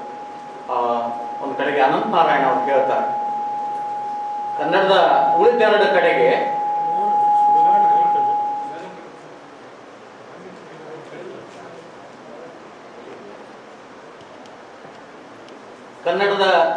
ಕಡೆಗೆ ಮಂಗಳೂರು ಮತ್ತು ಮೈಸೂರು ಇವೆರಡರಲ್ಲಿ ಈ ಹೊಸಗನ್ನಡ ಕಾವ್ಯದ ಭಾಷೆಯನ್ನು ಕಟ್ಟಿಕೊಳ್ಳೋದಕ್ಕೆ ಸಂಬಂಧಪಟ್ಟಂಗೆ ಜಾನಪದ ಹೆಚ್ಚು ಕ್ರಿಯಾಶೀಲವಾಗಿ ಸೃಜನಶೀಲವಾಗಿ ಬಳಕೆಯಾಗೋದಕ್ಕೆ ಸಾಧ್ಯ ಆಗಲಿಲ್ಲ. ಆದರೆ ಧಾರವಾಡದ ಕೇಂದ್ರದಲ್ಲಿ ಜಾನಪದ ಭಾಷೆ ಅನ್ನುವಂಥದ್ದು ಹೊಸಗನ್ನಡ ಕಾವ್ಯ ಭಾಷೆಯನ್ನು ರೂಪಿಸುವಲ್ಲಿ ಅತ್ಯಂತ ಸೃಜನಶೀಲವಾಗಿ ಬಳಕೆಯಾಯಿತು ಅನ್ನುವಂಥ ಮಾತು. ಇದಕ್ಕೆ ಬೆಟಗೇರಿ ಕೃಷ್ಣ ಶರ್ಮಾ ಆಗಿರ್ಬೋದು, ಬೇಂದ್ರೆಯವರಾಗಿರ್ಬೋದು, ಮಧುರ ಚೆನ್ನ ಆಗಿರ್ಬೋದು ಅತ್ಯಂತ ಹೆಚ್ಚಿನ ಕಾಣಿಕೆಯನ್ನು ಕೊಟ್ಟಿದ್ದಾರೆ ಅನ್ನುವಂಥದ್ದು ಬಹಳ ಮುಖ್ಯ. ಕನ್ನಡದ ಸಣ್ಣ ಕಥೆಗಳನ್ನು ಅವರು ರಚಿಸಿದರು. ಒಂದು ರೀತಿಯಾಗಿ ಉತ್ತರ ಕರ್ನಾಟಕ ಮತ್ತು ದಕ್ಷಿಣ ಕರ್ನಾಟಕ ಅಷ್ಟು ಹೆಚ್ಚು ನಿಕಟವಾದಂತಹ ಸಾಂಸ್ಕೃತಿಕವಾದಂತಹ ಸಂಬಂಧ ಇರಲಿಲ್ಲ ಅವಾಗ. 1920ನೇ ಶತಮಾನದ ಸಂದರ್ಭದಲ್ಲಿ ದಕ್ಷಿಣ ಕರ್ನಾಟಕ ಮತ್ತು ಉತ್ತರ ಕರ್ನಾಟಕದ ಮಧ್ಯ ಅತ್ಯಂತ ನಿಕಟವಾದಂತಹ ಸಾಂಸ್ಕೃತಿಕ ಸಂಬಂಧ ಇರಲಿಲ್ಲ. ಅಂತ ಸಂದರ್ಭದಲ್ಲಿ ದಕ್ಷಿಣ ಕರ್ನಾಟಕ ಭಾಗದಲ್ಲಿ ಕನ್ನಡ ಸಣ್ಣ ಕಥೆಗೆ ಮಾಸ್ತಿಯವರು ಅಸ್ಥಿವಾರವನ್ನು ಹಾಕಿದರೆ, ಉತ್ತರ ಕರ್ನಾಟಕ ಭಾಗದಲ್ಲಿ ಡಾಕ್ಟರ್ ಬೆಟಗೇರಿ ಕೃಷ್ಣ ಶರ್ಮಾ ಅವರು ಅಷ್ಟೇ ಪ್ರಬಲವಾಗಿರುವಂತಹ ಭದ್ರವಾಗಿರುವಂತಹ ಒಂದು ಗುಣ. ಸಾಮಾಜಿಕ ಕಾದಂಬರಿಗಳನ್ನು ಬರೆದರು, ಐತಿಹಾಸಿಕ ಕಾದಂಬರಿಗಳನ್ನು ಬರೆದರು, ಜಾನಪದ ಸಂಗ್ರಹ ಮಾಡಿದರು, ಅನೇಕ ಜಾನಪದ ತಜ್ಞರಿಗೆ ಮಾರ್ಗದರ್ಶನ ಮಾಡಿದರು. ಅನೇಕ ಕರ್ನಾಟಕ ವಿಶ್ವವಿದ್ಯಾಲಯದಲ್ಲಿ ಜಾನಪದ ಕುರಿತು ಸಂಶೋಧನೆ ನಡೆಸುವಂಥವರಿಗೆ ಅವರು ಆಫೀಸಿಯಲ್ ಗೈಡ್ ಆಗಿರ್ತಿರ್ಲಿಲ್ಲ, ಆದರೆ ನಿಜವಾದ ಗೈಡ್ ಡಾಕ್ಟರ್ ಬೆಟಗೇರಿ ಕೃಷ್ಣ ಶರ್ಮಾ ಅವರು ಆಗಿರ್ತಿದ್ರು. ನಮ್ಮ ಮಲ್ಶೆಟ್ಟಿ ಅವರಾಗಿರ್ಬೋದು, ಅಥವಾ ಸಣ್ಣಕ್ಕಿ ಅವರಾಗಿರ್ಬೋದು, ಶ್ರೀರಾಮ್ ಇಟ್ಟಣ್ಣ ಅವರಾಗಿರ್ಬೋದು, ಅವ್ರು ನಡೆಸಿರುವಂತಹ ಜಾನಪದ ಸಂಶೋಧನೆ ಏನಿದೆ, ಆ ಜಾನಪದ ಸಂಶೋಧನೆಗೆ ಅತ್ಯಂತ ಹೆಚ್ಚಿನ ಸಹಾಯ ಲಭ್ಯ ಆದದ್ದು ಡಾಕ್ಟರ್ ಬೆಟಗೇರಿ ಕೃಷ್ಣ ಶರ್ಮಾ ಅವರಿಂದ. ಪತ್ರಕರ್ತರಾಗಿ ಕೂಡ ಅಷ್ಟೇ ಅಹರ್ನಿಶಿಯಾದಂತಹ ಒಂದು ಕೆಲಸವನ್ನು ಮಾಡಿದರು. ಜಯಂತಿ ಅನ್ನುವಂತಹ ಮಾಸ ಪತ್ರಿಕೆಯನ್ನ 23 ವರ್ಷಗಳ ಕಾಲ ಅವರು ನಿಸ್ವಾರ್ಥತೆಯಿಂದ ತಂದರು. ಅದರಿಂದ ಅವರಿಗೆ ಲಾಭ ಇರಲಿಲ್ಲ. ಆ ಸಂದರ್ಭದಲ್ಲಿ ಅವರು 61ನೇ ವಯಸ್ಸಿಗೆ ಆ ಜಯಂತಿಯನ್ನು ನಿಲ್ಲಿಸಿದರು. ಆವಾಗ ಅವರಿಗೊಂದು 60,000 ರೂಪಾಯಿ ಸಾಲ ಆಗಿತ್ತು ಆ ಪತ್ರಿಕೆಯ ಕಾರಣವಾಗಿ. ಅವರಿಗೆ ಧಾರವಾಡದ ಅವರ ಅಭಿಮಾನಿಗಳು ಒಂದು ಅಭಿನಂದನೆ, 60 ವರ್ಷದ ಅಭಿನಂದನೆ ಕಾರ್ಯಕ್ರಮವನ್ನು ಮಾಡಿ 60,000 ಅವರಿಗೆ ಹಮ್ಮಿಣಿಯನ್ನು ಅರ್ಪಿಸಿದ್ರು. ಆ ಹಮ್ಮಿಣಿಯ ನಿಧಿಯನ್ನು ತೆಗೆದುಕೊಂಡು ಜಯಂತಿಯ ಸಾಲ ಎಲ್ಲ ಮುಟ್ಟಿಸಿ, ಇನ್ನು ನಾನು ಜಯಂತಿಯನ್ನು ನಿರ್ವಹಿಸಲಾರೆ ಅಂತ ಹೇಳಿ ಅವರು ಕೈ ಬಿಟ್ಟರು. ಹೀಗೆ ಕನ್ನಡ ನವೋದಯದ ಸಂದರ್ಭದಲ್ಲಿ ಬಹಳ ಮುಖ್ಯ ಒಬ್ಬ ಸಾಹಿತ್ಯಿಕ ವ್ಯಕ್ತಿತ್ವವಾಗಿ ಡಾಕ್ಟರ್ ಬೆಟಗೇರಿ ಕೃಷ್ಣ ಶರ್ಮಾ ಅವರು ನಮ್ಮ ಕಣ್ಣು ಮುಂದೆ ನಿಲ್ತಾರೆ. ಅಂತ ಸಾಹಿತ್ಯಿಕ ವ್ಯಕ್ತಿತ್ವ ನಿಮಗೆಲ್ಲ ಪರಿಚಯ ಆಗೋದ್ರ ಮೂಲಕ ಅವರ ಆದರ್ಶಗಳು, ಅವರ ಛಲ, ಅವರ ಧ್ಯೇಯ ಸಾಧನೆಯ ಒಂದು ಛಲ ಏನಿದೆ ಅವೆಲ್ಲ ನಿಮಗೆ ಆದರ್ಶ ಆಗಬಹುದು ಅನ್ನುವಂಥ ಒಂದು ಆಶಯದೊಂದಿಗೆ ಹೊನ್ನಾಳಿಯ ಇಲ್ಲಿಯ ಕನ್ನಡದ ಗಂಡುಮೆಟ್ಟಿನ ಸ್ಥಳದಲ್ಲಿ ಹೊನ್ನಾಳಿ ಬಹಳ ಪ್ರಸಿದ್ಧ. ಸೊ ನಿಮ್ಗೆಲ್ಲರಿಗೂ ಸಹಿತ ಡಾಕ್ಟರ್ ಬೆಟಗೇರಿ ಕೃಷ್ಣ ಶರ್ಮಾ ಅವರ ವ್ಯಕ್ತಿತ್ವವನ್ನು ಪರಿಚಯಿಸೋದಕ್ಕೆ ಅತ್ಯಂತ ಸಂತೋಷ ಅನಿಸುತ್ತೆ. ನೀವು ಟ್ರಸ್ಟ್ ಇದು ಬಹಳ ನಮಗೆ ಸಹಾಯ ಮಾಡುತ್ತೆ ಅನ್ನುವಂಥ ಮಾತಿರೋದು ಬೇಕಾಗಿಲ್ಲ. ಟ್ರಸ್ಟಿನ ಕೆಲಸನೇ ಅದು. ನೀವು ಮುಂದಿನ ವರ್ಷಗಳಲ್ಲಿ ಕೂಡ ಮತ್ತೆ ನಮ್ಮನ್ನು ಕರೆದ್ರೆ ಮತ್ತೆ ಬಂದು ನಾವು ಇಲ್ಲಿ ಕಾರ್ಯಕ್ರಮಗಳನ್ನು ನಡೆಸ್ಕೊಡ್ತೀವಿ. ಕೇಳುವಂಥ ಕಿವಿಗಳಿದ್ದರೆ, ಆನಂದ ಕಂದರ ಬಗೆಗೆ ಪ್ರೀತಿಸುವ ಹೃದಯವಿದ್ದರೆ ಅಲ್ಲೆಲ್ಲ ಕಡೆಗೆ ನಾವು ಹೋಗಿ ಎಷ್ಟು ಬೇಕಾದಷ್ಟು ಕಾರ್ಯಕ್ರಮಗಳನ್ನು ಮಾಡ್ತೀವಿ ಅನ್ನುವಂತಹ ಮಾತುಗಳೊಂದಿಗೆ ನನ್ನ ಆಶಯ ಮಾತುಗಳನ್ನು ಮುಗಿಸ್ತೀನಿ. ಎಲ್ಲರಿಗೂ ನಮಸ್ಕಾರ. ಡಾಕ್ಟರ್ ಬೆಟಗೇರಿ ಕೃಷ್ಣ ಶರ್ಮಾ ಅವರ ಸಾಹಿತ್ಯ ಮತ್ತು ವ್ಯಕ್ತಿತ್ವದ ಕುರಿತು ಆಶಯ ಭಾಷಣವನ್ನು ಮಾಡಿದ ಡಾಕ್ಟರ್ ರಾಘವೇಂದ್ರ ಪಾಟೀಲ್ ಅವರಿಗೆ ಧನ್ಯವಾದಗಳು. ಈಗ ಡಾಕ್ಟರ್ ಗಿರಡ್ಡಿ ಗೋವಿಂದ ಅವರ ಪರಿಚಯ ಮಾಡಿಕೊಳ್ಳಲು ಬರ್ತಾ ಇದ್ದಾರೆ ನಮ್ಮ ಕಾಲೇಜಿನ ಕನ್ನಡ ಅತಿಥಿ ಉಪನ್ಯಾಸಕರಾದ ಎಂ ರಾಮಾಂಜನ್.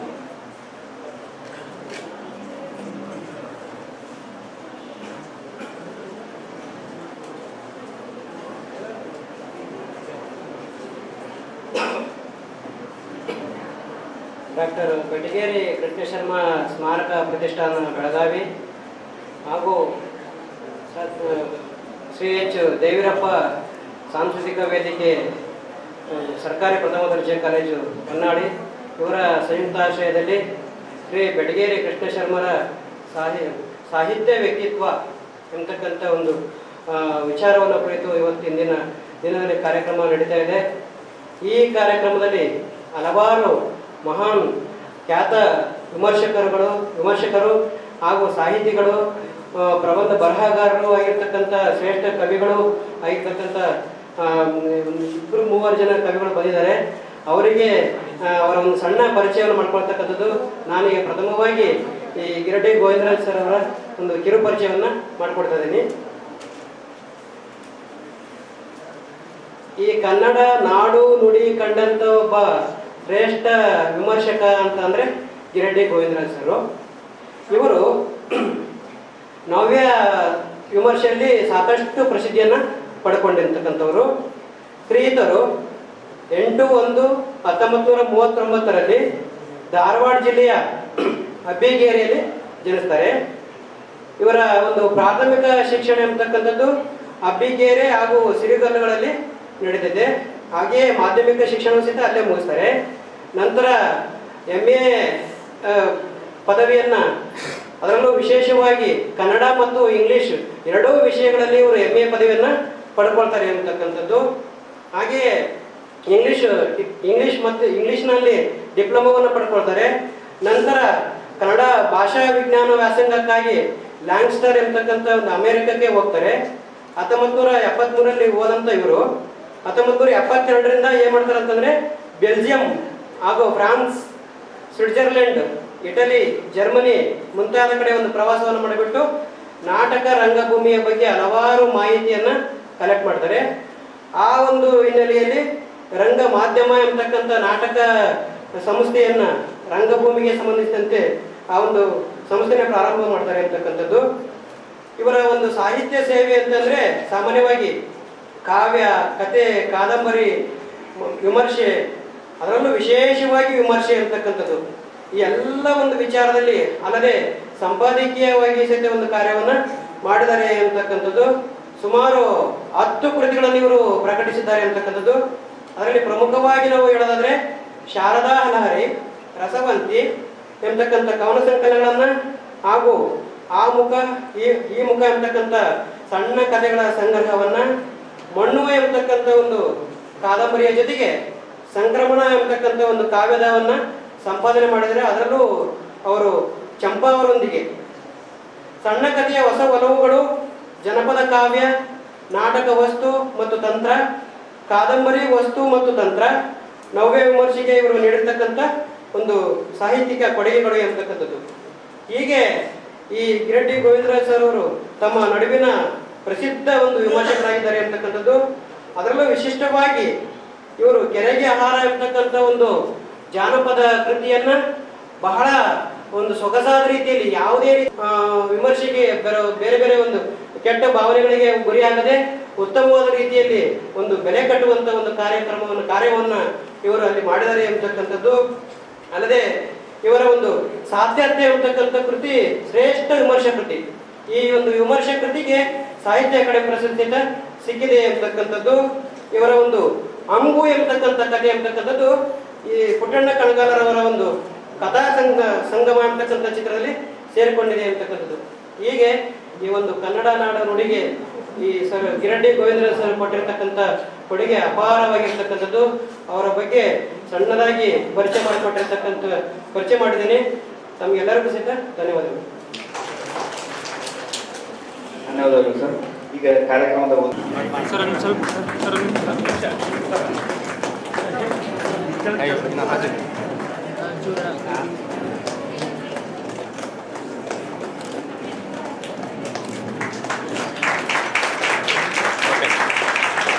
ಈಗ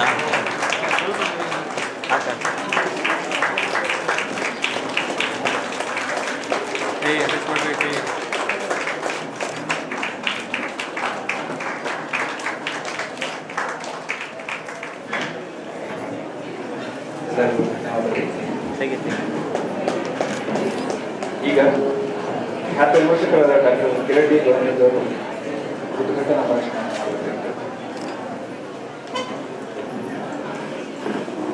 ಪಾಟೀಲ್ ಅವರು ವೆಂಕಟೇಶ್ವರನ ಬೆಳಗೇರಿಯವರ ಬಗ್ಗೆ ಮತ್ತು ಆ ಪ್ರತಿಷ್ಠಾನದ ಬಗ್ಗೆ ಸಾಕಷ್ಟು ಮಾಹಿತಿಯನ್ನು ತಮಗೆ ಒದಗಿಸಿದ್ದಾರೆ. ಹೊನ್ನಾಳಿಯಲ್ಲಿ ಇಂಥದ್ದೊಂದು ಕಾರ್ಯಕ್ರಮ ನಡೀತಾ ಇರೋದು ಸಂತೋಷವನ್ನು ಕೊಡುವ ವಿಷಯ. ಈ ಹೊನ್ನಾಳಿ ನಾವು ಶಿವಮೊಗ್ಗಕ್ಕೆ ಹೋಗುವ ದಾರಿಯೊಳಗೆ ಸಾಕಷ್ಟು ಸಲ ಇಲ್ಲಿ ಕಾಣಬಹುದು.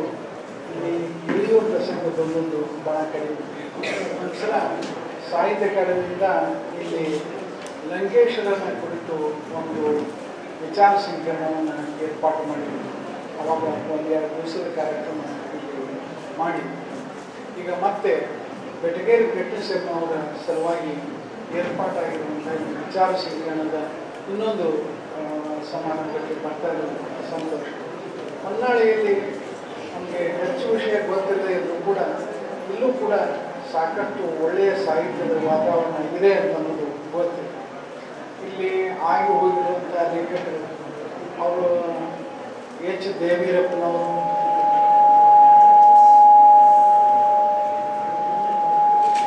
ತಿಪ್ಪೇರುದ್ರಸ್ವಾಮಿಯವರು, ಎಚ್ ಎಂ ಚೆನ್ನಯ್ಯನವರು, ಇವರು ಹೊನ್ನಾಳಿಯವರನ್ನು ಭಾಳ ಜನರಿಗೆ ಗೊತ್ತಿಲ್ಲ. ಅದು ಎಚ್ ಅಂತ ನೋಡಿಕೊಂಡು ಅದು ಯಾವುದೋ ಊರಿರ್ಬೋದು ಅಂತ ಭಾಳ ಜನ ಹೀಗೆ ಸುಮ್ಮನೆ ಬಿಟ್ಟಿರೋದೇ ಜಾಸ್ತಿ. ಅದು ಎಚ್ ಅಂತ ಅನ್ನೋದು ಹೊನ್ನಾಳಿ ಅಂತ ಅನ್ನೋದು ಭಾಳ ಜನರಿಗೆ ಗೊತ್ತಿಲ್ಲ. ಭಾಳ ಜನರಿಗೆ ಗೊತ್ತಿರೋದು ಈ ಹೊನ್ನಾಳಿ ಹೊಡೆತ ಒಂದೇ ಎಲ್ಲ ಕಡೆಗೆ ಇರೋದು. ಇಲ್ಲಿ ಒಂದು ಸಾಂಸ್ಕೃತಿಕ ಮತ್ತು ಸಾಹಿತ್ಯಿಕ ವಾತಾವರಣವನ್ನು ಕೂಡ ಇರೋದು ನಿಜವಾದ ಸಂತೋಷ. ಬೆಟಗೇರಿ ವೆಂಕಟೇಶ್ವರರು ಒಂದು ನವೋದಯದ ಆರಂಭದ ಕಾಲಕ್ಕೆ ಸೇರಿದಂತಹ ಒಬ್ಬ ಸಾಹಿತಿ. ಅದು ಒಂದು ಕಾಲ ಇತ್ತು. ಆವಾಗ ಕನ್ನಡದಲ್ಲಿ MA ಮಾಡಿದವರು ಅಥವಾ ಕನ್ನಡದಲ್ಲಿ ಡಾಕ್ಟರೇಟ್ ಮಾಡಿದವರೇ ಸಾಹಿತಿಗಳು ಆಗಬಹುದು ಅಂತನ್ನುವಂಥವರು ಕೂಡ ಮತ್ತು ಮುಖ್ಯ ಪರೀಕ್ಷೆ ಪಾಸಾಗದೇ ಇದ್ದವರು ಕೂಡ ಭಾಳ ದೊಡ್ಡ ಸಾಹಿತಿಗಳಾಗುವಂತಹ ಅವಕಾಶಗಳಿವೆ. ಒಂದು ಪ್ರಾಥಮಿಕ ಶಿಕ್ಷಣದ ವ್ಯವಸ್ಥೆನೂ ಕೂಡ ಅಷ್ಟೇ ಚೆನ್ನಾಗಿತ್ತು. ಆ ಮುಲ್ಕಿ ಪರೀಕ್ಷೆ ಅನ್ನೋದು ಒಂದು ಭಾಳ ದೊಡ್ಡ ಪರೀಕ್ಷೆ ಆಗಿತ್ತು. ಅದು ಮುಲ್ಕಿ ಅಂತ ಈ ಕಡೆಗೆ ಗೊತ್ತಿಲ್ಲ, ನಮ್ಮ ಮೈಸೂರು ಕಡೆಗೆ. ಆಮೇಲೆ 7ನೇ ಕ್ಲಾಸಿನ ಒಂದು ಪರೀಕ್ಷೆಗೆ ಕಂಪಲ್ಸರಿ ಇರುತ್ತೆ. ಅದು ಎಷ್ಟೋ ವರ್ಷ 3 ಸಲ 4 ಸಲ 5 ಸಲ ಕೂತು ಪಾಸ ಆಗ್ತಾರೆ. ಆದರೆ ಯಾವಾಗ ಒಂದು ಸಲ ಶಿಕ್ಷಕರು ಒಂಥರ ಹಠದಿಂದ ಇದೊಂದು ಚಾಲೆಂಜ್ ಅಂತ ಹೇಳಿ ತಿಳ್ಕೊಂಡು ವಿದ್ಯಾಭ್ಯಾಸ ಮಾಡಿಸಿ ವಿದ್ಯಾರ್ಥಿಗಳಿಗೆ ಕಲಿಸಿ ಈ ಪರೀಕ್ಷೆ ಪಾಸ್ ಮಾಡಿಸೋದು ಮತ್ತು 100ಕ್ಕೆ 100 ಫಲಿತಾಂಶ ಕಲಿಸಬೇಕಂತಂದು ಹಠಕ್ಕೆ ಬಿದ್ದು ಮಾಡಲಿಕ್ಕೆ ಮೇಲೆ ಭಾಳಷ್ಟು ಜನರು ಪಾಸ್ ಆಗ್ತಿತ್ತು. ಸೊ ಅದು ಭಾಳ ಗಟ್ಟಿ ಪರೀಕ್ಷೆ ಆಗಿತ್ತು. ಕನ್ನಡ ಭಾಷೆಯಲ್ಲೂ ಅದು ದೊಡ್ಡ ಸಹಾಯ ಆಗುವಂಥ ಹಳಗನ್ನಡ ಕಾವ್ಯವನ್ನು ಅವರು ಅಭ್ಯಾಸ ಮಾಡಿರ್ತಿದ್ರು, ಶಬ್ದಮಣಿ ದರ್ಪಣವನ್ನು ಅಭ್ಯಾಸ ಮಾಡಿರ್ತಿದ್ರು, ಛಂದಸ್ಸಿನ ಬಗ್ಗೆ, ಗಣಿತದ ಬಗ್ಗೆ ಸಾಕಷ್ಟು ಮಾಹಿತಿಯನ್ನು ಪಡ್ಕೊಂಡಾಗ ಶಿಕ್ಷಕರು ಅವಾಗ ಗೊತ್ತಾಯಿತು. ಎಂತೆಂಥ ಸಾಹಿತ್ಯಗಳು ಬರೀ ಮುಲ್ಕಿ ಪರೀಕ್ಷೆ ಆಗಿ ಬಂದು ಅವರ ಹೆಸರನ್ನು ನೋಡಿದರೆ ಆಶ್ಚರ್ಯ ಆಗಿದೆ. ಬೆಳಗಿನ ಅವ್ರ ಹೆಸರನ್ನ ಕೇಳಿದವ್ರು ಯಾರು ಅವರು ಕನ್ನಡ ಶಾಲೆ ಮಾಸ್ಟರ್ ಆಗಿದ್ದಾರೆ. ಆದರೂ ಕೂಡ ಅವ್ರು ಬರೀ ಮುಲ್ಕಿ ಬಿಟ್ಟು ಪಾಸಾಗಿ ಟ್ರೈನಿಂಗ್ ಕಾಲೇಜ್ ಪರೀಕ್ಷೆ ಮುಗಿಸ್ಕೊಂಡು ಅಷ್ಟೊಂದು ಒಳ್ಳೆಯ ಕೆಲಸವನ್ನು ಮಾಡಲಿಕ್ಕೆ ಸಾಧ್ಯ. ಧಾರವಾಡದಿಂದ ಶಂಭಾ ಜೋಶಿ ಆಮೇಲೆ ಬೆಳಗೇರಿ ವೆಂಕಟೇಶ್ವರನ ಇವರು ಕಡೆ ಕೇವಲ ಮುಲ್ಕಿ ಪರೀಕ್ಷೆ ಪಾಸಾಗಿ ನಮ್ಮಟ್ಟಿಗೆ ತಾವು ಅಭ್ಯಾಸವನ್ನು ಮುಂದುವರಿಸಿಕೊಂಡು ಕಲಿತು ದೊಡ್ಡ ಸಾಹಿತಿಗಳ ಹಾಗೆ ಪ್ರಸಂಗಿ ಕಡೆಯಿಂದ ಮಧುರಚಂದ್ರ ಮತ್ತು ಶಿವಗಿ ಲಿಂಗಣ್ಣ, ಡೋಲಾ ಸಾಹೇಬ್ ಅವ್ರು ಯಾರು ಮುಲ್ಕಿ ಪರೀಕ್ಷೆದಾಗಿ ಮುಂದೆ ಹೋದವರಲ್ಲ. ಆದರೂ ಕೂಡ ಹಠದಿಂದ ಮುಂದೆ ಅಭ್ಯಾಸವನ್ನು ಮುಂದುವರಿಸಿಕೊಂಡು ಮಧುರಚಂದ್ರಂತೂ ಅವರು ಸಣ್ಣ ಹಳ್ಳಿಯೊಳಗೆ ಇಟ್ಟುಕೊಂಡು ಸುಮಾರು 22 ಭಾಷೆಗಳನ್ನು ತಮ್ಮಟ್ಟಿಗೆ ತಾವು ಕಲಿತು ಅಭ್ಯಾಸ ಮಾಡಿ ಓದಲಿಕ್ಕೆ ಬರೀಲಿಕ್ಕೆ ಸಾಕಾಗುವಂಥ ರೀತಿಯಲ್ಲಿ ಇಂಗ್ಲೀಷ್ನಿಂದ ಅರವಿಂದರ ಸಾಹಿತ್ಯ ಅದನ್ನು ಓದ್ಕೊಳ್ಳೋದು ಅರ್ಥ ಮಾಡಿಕೊಳ್ಳೋದೇ ಭಾಳ ಕಷ್ಟ. ಇಂಗ್ಲೀಷ್ನಿಂದ ಕನ್ನಡಕ್ಕೆ ಅನುವಾದ ಕೂಡ ಮಾಡುವಷ್ಟು ಅದು ಶಕ್ತಿ. ಹಾಗೆ ರವೀಂದ್ರನಾಥ್ ಟ್ಯಾಗೋರ್ ಕೆಲವು ನಾಟಕಗಳನ್ನು ಬೆಂಗಾಲಿಯನ್ನು ಕಲಿತು ಬೆಂಗಾಲಿಯಿಂದ ಅನುವಾದ ಮಾಡುವಂಥ ಸಾಮರ್ಥ್ಯವನ್ನು ನಾವು ಪಡ್ಕೊಂಡಿದ್ದೀವಿ. ಇದು ನಾವು ಇವತ್ತು MA ಮಾಡಿರುವ ಅಷ್ಟೇ, PhD ಮಾಡಿರುವ ಅಷ್ಟೇ, ಯಾವ ಪರೀಕ್ಷೆಯೂ ಕೂಡ ನಿಮಗೆ ಯಾವುದೇ ವಿಷಯದ ಸಂಪೂರ್ಣ ಜ್ಞಾನವನ್ನು ಕೊಡೋದಿಲ್ಲ. ಅದು ಒಂದು ಸ್ಯಾಂಪಲ್ ಮಾತ್ರ ನಿಮಗೆ ತೋರಿಸ್ತಾರೆ. BA ಮಾಡಿದ್ರೆ, MA ಮಾಡಿದ್ರೆ, ಏನು ಮಾಡಬೇಕು, ಎಷ್ಟು ಮಾಡ್ತಾ ಇದ್ದೀರಿ, ಇನ್ನೂ ಏನು ಉಳಿದಿದೆ ಅಂತ ನಿಮಗೆ ತೋರಿಸ್ಕೊಡ್ತಾರೆ. ಅದನ್ನು ನಾವೇ ಬೆಳೆಸ್ಕೊಳ್ಳುವಂಥ ಒಂದು ಅವಶ್ಯಕತೆ ಇರ್ತದೆ. ಅದನ್ನು ಭಾಳ ಜನ ಮಾಡೋದು. ರೆಡ್ಡಿ ಸರ್ವರು ಆಗಲೇ ರಾಘವೇಂದ್ರ ಪಾಟೀಲ್ ಹೇಳಿದ ಹಾಗೆ ಒಂದು ಬಡತನದ ಮನೆಯಿಂದ ಬಂದರು. ಮಲ್ಟಿಪ್ಲೇಕ್ಷದಾಗಿ ಮುಂದೆ ಕಲೀಲಿಕ್ಕೆ ಅವರಿಗೆ ಸಾಧ್ಯ ಆಗಲಿಲ್ಲ. ಆದರೆ ಧಾರವಾಡಕ್ಕೆ ಬಂದರು. ಧಾರವಾಡದಿಂದ ಕಾವ್ಯಾನಂದ ಅಂತ ಒಬ್ಬರು ಸಂಸ್ಕೃತ ಪಂಡಿತರು, ಅವರು ಕಿತ್ತೂರಿನಲ್ಲಿ ಚೆನ್ನಮ್ಮ ಕಿತ್ತೂರಿನಲ್ಲಿ, ಅಲ್ಲಿ ಹೋಗಿ ಅವ್ರ ಜೊತೆ ಸಂಸ್ಕೃತ ಕಲ್ತ್ಕೊಂಡ್ರು. ಅಷ್ಟಿಟ್ಟು ಇಂಗ್ಲೀಷನ್ನು ಕೂಡ ಅಭ್ಯಾಸ ಮಾಡಿದ್ದವರು, ಅದನ್ನು ಮುಂದುವರಿಸಿದ್ರು. ಅನೇಕ ವಿಷಯಗಳು ಇವತ್ತು ಈ ವಿಚಾರ ಸಂಕಿರಣದಲ್ಲಿ ಅವರ 2 ಮುಖಗಳನ್ನು ಮಾತ್ರ ಕುರಿತು ನಿಮಗೆ ಪ್ರಬಂಧಗಳು ಇವೆ, ಭಾಷಣಗಳು ಇವೆ. ಒಂದು ಕಾವ್ಯ ವ್ಯಕ್ತಿತ್ವ ಮತ್ತು ಕಥನ ವ್ಯಕ್ತಿತ್ವ. ಇದರ ಆಚರಣೆಯೂ ಕೂಡ ಅವರದೊಂದು ಜನಪದ ವ್ಯಕ್ತಿತ್ವ ಅಂತ ನಮಗೆ ಈಗಾಗಲೇ ನಿಮಗೆ ಮತ್ತೆ ಪ್ರಸ್ತಾಪ ಆಗಿರುವಂಥ ವಿಷಯ ಅಂತಂದರೆ ಕೆರೆಗೆ ಹಾರ ಅಂತನ್ನುವಂಥ ಒಂದು ಜನಪದ ಕಥನ ಗೀತೆಯನ್ನು ಅವರು ಸಂಗ್ರಹಿಸಿ ಪ್ರಕಟ ಮಾಡಿದಂಥ ಒಂದು ಸಂದರ್ಭ. ಅದು ಕನ್ನಡದ ಜಾನಪದ ಸಾಹಿತ್ಯದಲ್ಲಿ ಭಾಳ ಹೆಸರನ್ನು ಮಾಡಿದಂಥ ಒಂದು ಕವಿ. ಹಾಗೆ ಜಾನಪದ ಅವರು ಜಾನಪದವನ್ನು ವಿಜ್ಞಾನವಾಗಿ ಅಭ್ಯಾಸ ಮಾಡದೇ ಇದ್ರೂ ಕೂಡ ಅದ್ರ ಬಗ್ಗೆ ಸಾಕಷ್ಟು ತಿಳುವಳಿಕೆಯನ್ನು ಪಡ್ಕೊಂಡಿದ್ದು. ಅದರಿಂದ ಕೆಲವು ಕೃತಿಗಳನ್ನು ಕೂಡ ಅವರು ಕರ್ನಾಟಕದ ಜನಪದ ಜೀವನ ಅಂತ ಒಂದು ಪುಸ್ತಕ. ಆಮೇಲೆ ನಮ್ಮ ಕರ್ನಾಟಕದಲ್ಲಿದ್ದಂಥ ಹಬ್ಬ ಹರಿದಿನಗಳ ಬಗ್ಗೆನೇ ಒಂದು ಪುಸ್ತಕ. ಈಗ ಅವರು ಮುಂದೆ ಜನಪದ ಅಭ್ಯಾಸವನ್ನು ಮುಂದುವರಿಸಿದ್ರು ಕಾಣ್ತಾರೆ. ಇದು ಒಂದು ಕಾವ್ಯ, ಕಥನ, ಜಾನಪದ, ಪತ್ರಿಕಾ ವ್ಯವಸಾಯದಲ್ಲಿ ಅವರು ಮಾಡಿರುವಂಥದ್ದು ಅದೂ ಒಂದು ಮುಖ. ಪತ್ರಿಕಾ ಮುಖ ಅಂತ ಹೇಳ್ತಾರೆ. ಅದನ್ನು ಪತ್ರಿಕಾ ವ್ಯಕ್ತಿತ್ವ ಅಂತ ಅವರು ಕರೀತಾರೆ. ಜಯಂತಿ ಪತ್ರಿಕೆಗೆ ಸುಮಾರು 23 ವರ್ಷಗಳ ಕಾಲ ಅವರು ನಡೆಸಿದ್ರು. ಭಾಳ ಕಷ್ಟದಿಂದ ಆ ಪತ್ರಿಕೆ ನಡೆಸ್ತಾ ಇದ್ರು. ನಾನು ವಿದ್ಯಾರ್ಥಿಯಾಗಿದ್ದಾಗ ಆ ಪತ್ರಿಕೆಯಲ್ಲಿ ಕೆಲವು ಕವಿತೆಗಳು, ಒಂದೆರಡು ಲೇಖನಗಳು ಕೂಡ ಪ್ರಕಟ ಆಯಿತು. ಆ ಪತ್ರಿಕೆಯಲ್ಲಿ ನಾವು ಪ್ರಕಟ ಆಯಿತು ಅಂತಂದರೆ ನಮಗೆ ಒಂದು ದೊಡ್ಡ ಹೆಮ್ಮೆಯ ವಿಷಯ ಆಗಿತ್ತು. ಅಷ್ಟರ ಮಟ್ಟಿಗೆ ಅದರ ಸ್ಟ್ಯಾಂಡರ್ಡನ್ನು ಅವರು ಕಾಯ್ಕೊಂಡು ಬಂದಿದ್ದನ್ನು ನಾವು ಗಮನಿಸಬಹುದು. ಅವ್ರೀಗ ಕಥೆಗಳನ್ನು ಬರೆದು, ಕಥೆಗಾರರಂತ ಮಾಡಿದ ಕೆಲಸಗಳು ಅವರಿಗೆ ಬಂತು. ಕಾದಂಬರಿಗಳನ್ನು ಬರೆದು, ಕಾವ್ಯವನ್ನು ಬರೆದು, ಎಲ್ಲ ಬೇರೆ ಬೇರೆ ರೀತಿಯಿಂದ ಅವರು ಮಾಡಿದಂಥ ಸಾಧನೆ. ಕಥೆಗಳ ಬಗ್ಗೆ ಹೇಳೋದಾದರೆ ಅವರ 2 ಭಾಳ ಮುಖ್ಯವಾದಂಥ ಕಥೆಗಳು, ಐತಿಹಾಸಿಕವಾಗಿ ಮತ್ತು ಅವರ ವಿಷಯದ ದೃಷ್ಟಿಯಿಂದ ಭಾಳ ಮುಖ್ಯವಾದಂಥ ಕಥೆಗಳು ಅಂತಂದರೆ ಒಂದು ಮಾಲ್ಕಿ ಹಕ್ಕು ಅಂತನ್ನುವಂಥ ಒಂದು ಕಥೆ. ಈಗ ನಾವು ಲಾವಣಿ ಕಾಯ್ದೆ ಬಂದ ಮೇಲೆ ಲಾವಣಿದಾರರೆಲ್ಲ ಭೂಮಿಯ ಮಾಲೀಕರಾದದ್ದು ಇದೆಲ್ಲ ನಮಗೆ ಗೊತ್ತಿದೆ. ಇದು ಇನ್ನೂ ಕಾಯ್ದೆ ಮುಂಬೈ ಸರ್ಕಾರದಿಂದ ಚಲಾವಣೆಗೆ ಬರೋದಕ್ಕಿಂತ ಮುಂಚೆನೇ ಬಂದಿರುವಂಥ ಒಂದು ಕಥೆ.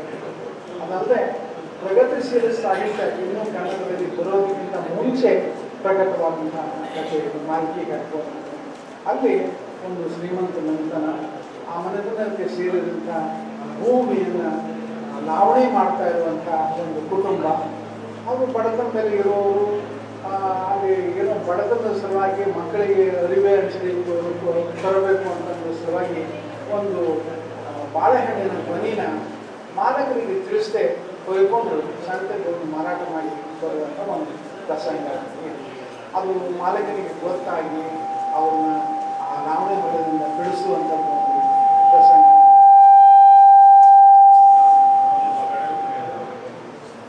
ಅಲ್ಲಿ ಚಿತ್ರಿತ ಆಗಿದೆ. ಈ ಕಥೆ ನೋಡಿದ್ರೆ ನಿಮಗೆ ಮತ್ತೆ ಒಂದು ಇನ್ನೊಂದು ಕಥೆ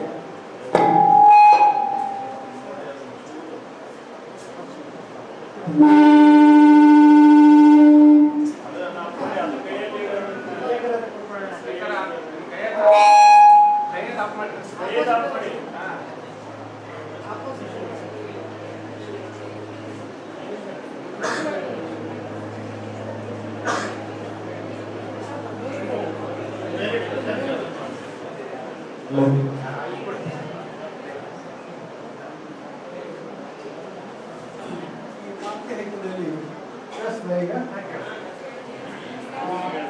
ಬಾಳೆಗೊನೆಯನ್ನು ಹೆಣ್ಮಗಳು ಕೇಳ್ಕೊಂಡು ಹೋಗಿ ಈಗ ಹೆಣ್ಮಗಳು ಬಾಳೆಗೊನೆ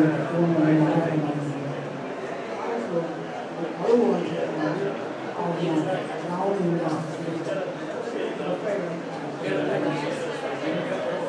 ಕೇಳ್ತಾ ಇಲ್ಲ ಸರ್. ಇನ್ನೂ ಕಡಿಮೆ ಆಯ್ತು.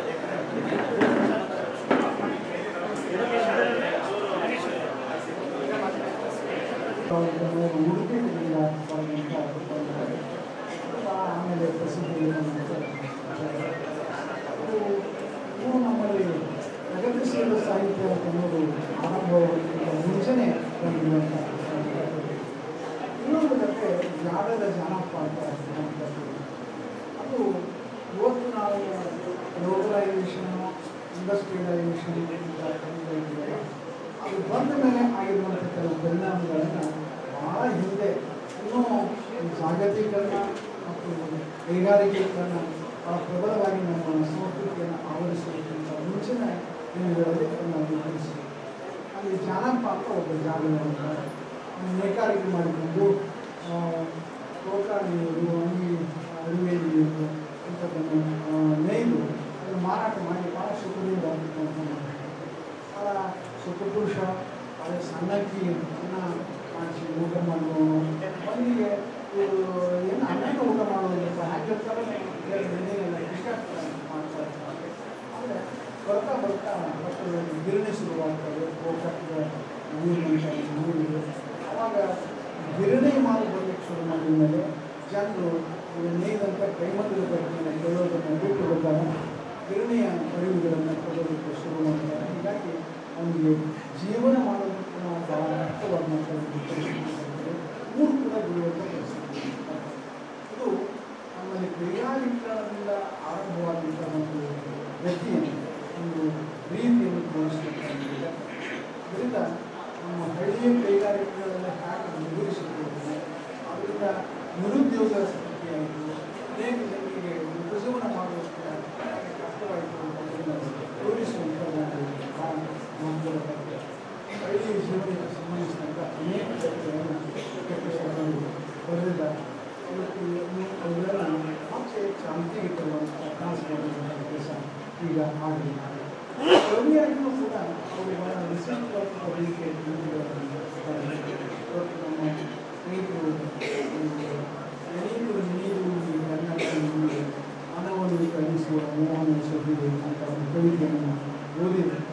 ಅದು ಜನಪ್ರಿಯವಾದಂಥ ಕವಿತೆ. ನಮ್ಮ ಭಾಷೆ ಅದನ್ನು ಅನೇಕ ಸಲ ಈಗ ನಾಡಿನ ಚಿತ್ರ ಉದಯವಾಗಿ ನಮ್ಮ ಕನ್ನಡ ನಾಡು ಒಂದೇ ಒಂದೇ ಕರ್ನಾಟಕದಲ್ಲಿ ಈ ಏನಕ್ಕೆ ನೀವು ಕನ್ನಡದಲ್ಲಿ ಈ ಒಂದು ಹಾಡುಗಳನ್ನು ಹಾಡ್ತಾ ಇದ್ದಂಥ ಅದು ಕನ್ನಡದ ಮೇಲೆ ಅಭಿಮಾನವನ್ನು ಕುದುರಿಸುವಂಥ ಕೆಲಸ ಮಾಡುವಂಥ ಹಾಡುಗಳು. ಹಾಗಾಗಿ ಅವರು ಬೆಳಗಾವಿಯಲ್ಲಿ ಆರಂಭದ ದಿನಗಳಲ್ಲಿ ಅಲ್ಲಿ ನೋಡಿದರೆ ಪೂರ್ತಿಯಾಗಿ ಮರಾಠಿ ಮಾತಾಡ್ತಾರೆ. ಅಲ್ಲಿ ಪ್ರಭಾತ್ ನದಿಗಳಲ್ಲಿ ಸ್ವಾತಂತ್ರ್ಯ ಚಳವಳಿಗಾಗಿ ಅಲ್ಲಿ ಹಾಡ್ತಾ ಇದ್ದಂಥ ಕವಿಗಳೆಲ್ಲ ಮರಾಠಿಯಲ್ಲಿ ಕನ್ನಡಿಗರು ಕೂಡ ಮರಾಠಿಯನ್ನು ಮಾತಾಡೋದು, ಕನ್ನಡಿಗರು ಕೂಡ ಮರಾಠಿ ಹಾಡೋದು. ಅವಾಗ ಬೆಟಗೇರಿಯವರು ಇದನ್ನು ತಪ್ಪಿಸಬೇಕು, ಬದಲಾಯಿಸಬೇಕು ಅಂಥೇಳಿ ಅದೇ ಮರಾಠಿ ಟ್ಯೂನ್ಸ್ ಇಟ್ಕೊಂಡು ಕನ್ನಡದಲ್ಲಿ ಹಾಡುಗಳನ್ನು ಬರುವುದು ಅದು ಪ್ರಭಾತ್ ಶುರು ಮಾಡಿದ್ರು. ಭಾಳ ಪ್ರಸಿದ್ಧವಾದಂಥ ಒಂದು ಮರಾಠಿ ಹಾಡು ರಾಜಹಂಸ ನಿಜರ ಈ ಸುಮಾರು ರಜ ಅವರು ಒಂದು ಕವಿತೆ ಅದನ್ನೇ ದಾಟಿ ಹಾಗೆ ಇಟ್ಕೊಂಡು ಇವರೊಂದು ಏನಿತ್ತು ನನ್ನಲ್ಲಿ ಕನ್ನಡ ನಾವು ಹಾಡಿಸೋದಕ್ಕೆ ಶುರು ಕನ್ನಡದ ಅಭಿಮಾನವನ್ನು ಪ್ರೇರಿಸುವಂಥ ಕೆಲಸ ನಾವು ಮಾಡಿ